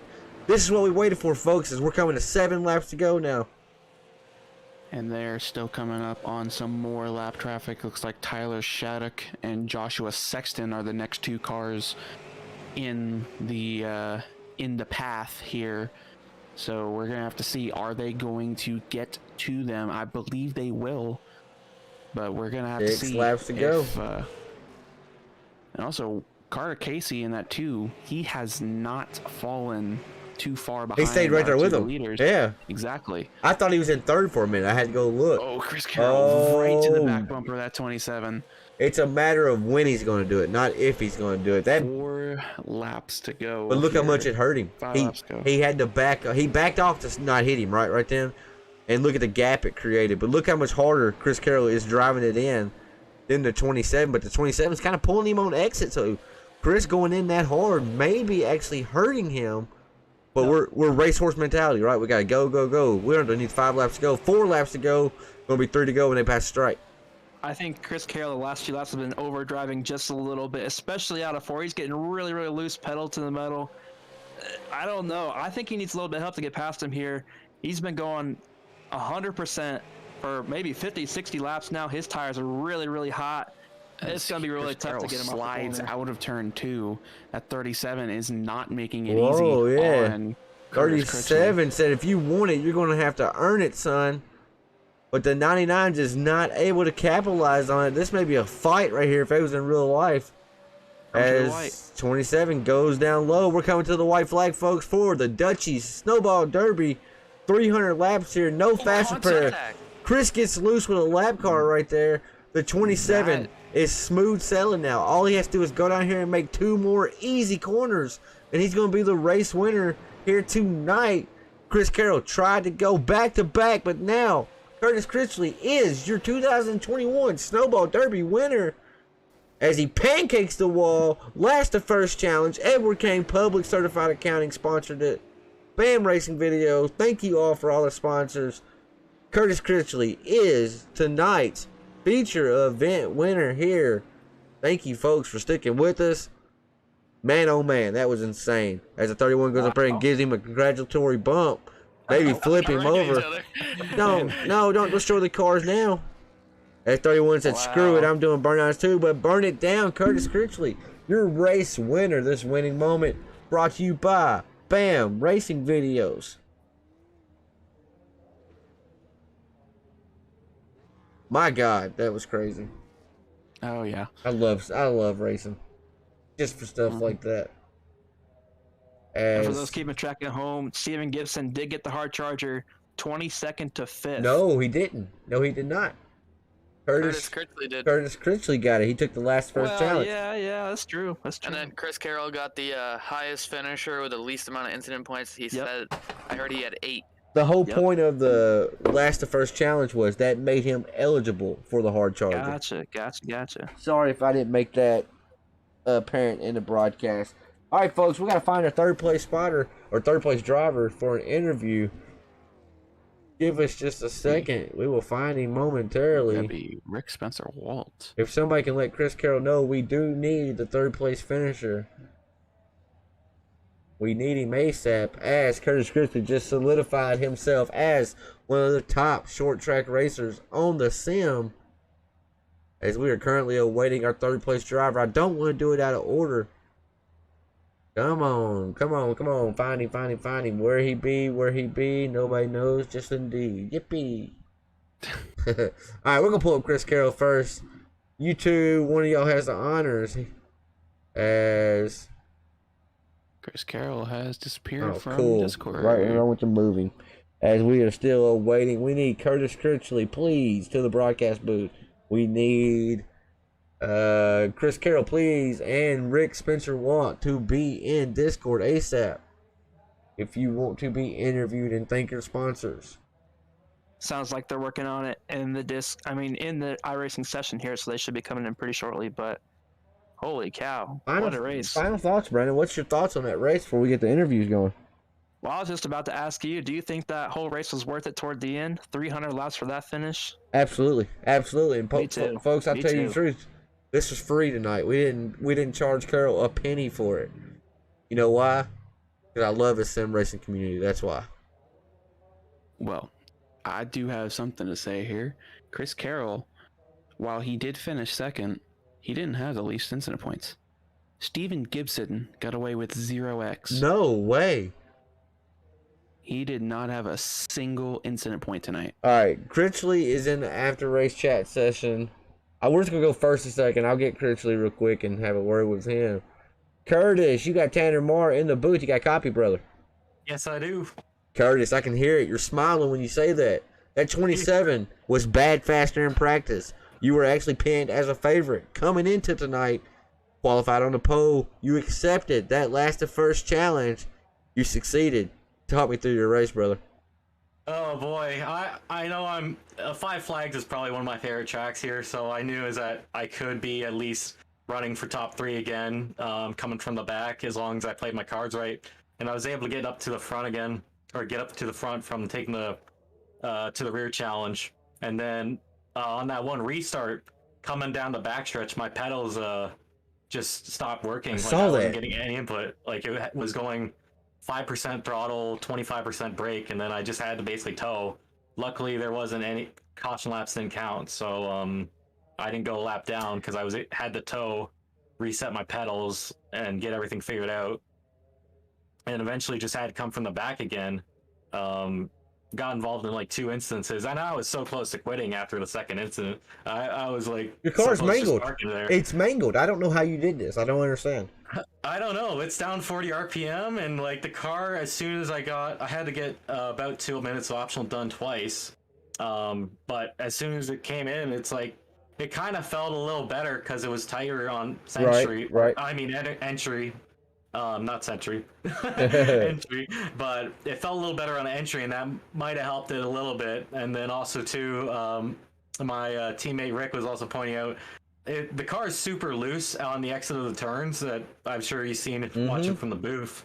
So the little bit of down on horsepower might actually help me. We talked about it on the exits, yeah. Right, that's what I was going to ask you, and you just hit the nail on the head. I was going to ask if it felt better because, man, you and Shattuck, both of y'all's cars were mangled. Shattuck made his way up through the field for a little bit, but it seemed like when he finally lost that track position, he just wasn't able to make it back up. He didn't have the horsepower to get off the corner, whereas that 27 did. Made a lot of passes, a lot of clean passes, and got caught up in other people's mess, but that's short track racing. Curtis, man, oh man, that was an impressive race. $100 richer. Throw on $25 more. Who you guys think for tonight's event? Oh yeah, I gotta say hello to my mom and dad for watching the races. Thank you to my teammates for being a part of Refined Motorsports. You can check them out on social media, Facebook, Twitter, Instagram. I get by the handle of Refined Esports too. And other than that, I just gotta thank for you guys broadcasting the race, Chris for putting the league on. Thank you very much, guys. Absolutely, Curtis. Congratulations tonight, brother. That was very impressive. Very stacked field, and you brought home the victory. Congratulations to you, buddy. Thank you. Alrighty, folks. That was none other than Mr. Critchley's number 27. Last the first challenge. Cha-ching. Succeeded. Now we're going to pull up our second place driver. It is none other than Mr. Chris Carroll himself. We've heard from him a few times. We're going to hear one more time. Dr. Brandon, you won. Have the honors. I can take this. I was gonna say, don't fight over it, boys, or anything. Hey, we're listening. Hey, we need him up here, though. I just brought him. Where'd he go? No, you did. I'll put him 5 Kings. Look. Chris Carroll, driver the number 99. You got Dalton, Tanner, and Brandon and Jason up here in the broadcast booth. You got a copy? Got a copy, sir. Listen, man, congrats on second place. I saw you were driving the absolute wheels off that thing, trying to get up there to that 27 car. What more did you need to deny him the Snowball Derby win? Well, coming through the field there, somebody put me 3 wide in the middle, got me way behind the leaders there. Not sure who it was, but I had to make up a lot of ground, and I drove for everything I had there, but I think Curtis made a great move there coming across my nose. He risked killing himself, but he won himself that race, you know. Like, I mean, he's got to do what he's got to do. There's 10 to go, but that was the deciding factor. That was the deciding factor. Yeah, I thought he'd killed himself, but I think just the time and the space to get after him, I probably after he came across my nose, my car wouldn't turn. But I mean, he's got to do what he's got to do, right? He's racing for the win too. Well, surly and eventful night for all of us here, especially on the Five Kings Network side and everybody out there on the track. Who you got to thank for coming home in second spot here tonight? I got to thank a lot of guys. I got to thank all you guys for making this awesome. I got to thank East Speed Sport and Five Kings and Tanner Marr and Josh Sexton and everybody that's helped out to make this race awesome like it was. I mean, we had a lot of cautions through the middle of that race, which kind of slowed everything down, but everything came out pretty good in the end. I think we put on a pretty good show the last 100 laps. And I just want to thank all you guys for helping me put this on and making this a success. Hopefully we can have some cleaner racing next time and some bigger, better events coming forward. Chris, y'all put on a show tonight, brother. It was a fantastic race. Thought the bumper was getting ready to be laid down, but then, like you said, once he came across, cleared himself, they just kind of just set the deal for him. He was able to get a little bit extra track position on you and not able to make it up. But Chris, good race tonight, buddy, and I know we'll be talking to you again really soon. Thanks, sir. I gave him all I had there. Those tires were screaming, please, Dutchies, stop it. Stop ripping them up. Right on, brother. That's Chris Carroll, driver number 99. He brought it home P2 tonight. All right, boys. Now you have Mr. Rick Spencer Walt in the chat. That 31 had a fairly quiet night. We said that about a lot of guys tonight, but 31 was quiet, but still made his presence felt. Brought it home, securing $25. Brandon Mettler, you have the honors. Mr. Rick, number 31, you got a copy? Sir. Right on, man. Great race. So, 300-lap race, first and foremost, how many races do you do like this long distance, this short of a track, and that sort of thing? Actually, they had I guess it was the Winter Derby going on, so I ran quite a few of them, but I've been away for work, so I haven't really been running a whole lot, so it was a bit of I changed my pedals right before we started, so I had a whole bunch of issues going on at the start, just trying to get used to things, but I guess we ran enough caution laps, we could all fell asleep there, but that's about the only thing I think I would have hoped to change, but it was a good race. Yeah, for sure. Absolutely. Well, that's part of it sometimes, but the second thing we got to know, how was your strategy compared to the beginning of the race and to the end? Did you follow your strategy to change up? What was the plan from the beginning? I was honestly planning to try and go to 150 before using a set of tires, and then things were starting to change as the race weaned some of them guys out that are kind of wrecking and spinning, and then you start to run some green flag laps. So I guess you kind of have to change your strategy. I think I had the race strategy at the end. I just Kurt's very good in super lates, and Chris, I'm just getting to know him and meet him, and he's been hanging around us a lot, and he's very good too. So it's I'm just happy to run right behind them and still finish P3. I just I couldn't save as much as them. I haven't raced it nearly as much as those two guys. So well, that's really, really awesome stuff. Obviously, it kind of paid off towards the end. Great third place finish through everything, coming towards the back to the front many, many times, and everything like that. Who you got to thank for your performance tonight? Yeah, CM Precision, Refined Motorsports. That's our team we're working out of. All you guys for putting this on. It was good. Chris for inviting us, letting us run with them. I gotta look up the sponsor that threw the money up, but I gotta thank them too if they're watching. So just a all-around good show. I think not everyone maybe had fun, but I had fun. I'm probably ready for a beer in bed now. I think that's just about all of us up in here too. So thanks again. Hope to see you around a lot. Great race, and have a good night. Yeah, we'll be around. Thanks, guys. Thank you. All right, folks, that was our third place finisher, Mr. Rick Walt. As we're going to pull up our results, I want to hear final thoughts from you, Dalton Kilrow, before we close up shop here tonight for the Dutchies Snowball Derby. Well, I mean, honestly, Chris Carroll said it the best. There were a lot of cautions right there in the middle part of the race, but it was capped off by a really good green flag run and a nice finish between the top two there. Obviously there was no bump and run as we were anticipating there probably would have been, but still the getting around lap traffic and everything, especially with less than 10 to go, that added a whole new level of excitement that got us, woke us up after those cautions. So, glad we could at least finish it off on that and, can put a cap on the night. Alrighty, folks, you heard it right there from Mr. Kilrow himself. Let's go through the top 10 really quick before we close up shop. Curtis Critchley, $125 richer. He is our race winner. Chris Carroll brought it home in P2. He got himself $50 with Rick Spencer walking away with $25. Scotty Stevens was in 4th. Shane Quinn was 6th. Joshua Sexton brought it home in 7th with a hurt car. Still 7th. Carter Casey's in 8th. Tyler Shaddix in 9th. with Robbie Hartpence rounding out our top 10 finishers here tonight. Once again, folks, want to thank y'all for tuning in. I can never say thank you enough. So thank y'all for tuning in. We have 99 subscribers. We're almost at 100.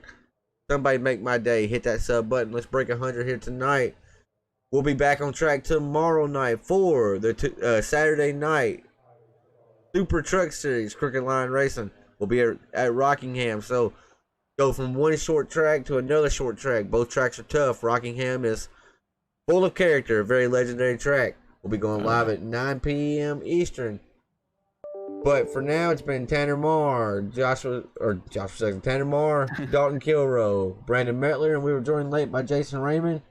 Until next time, we'll see you.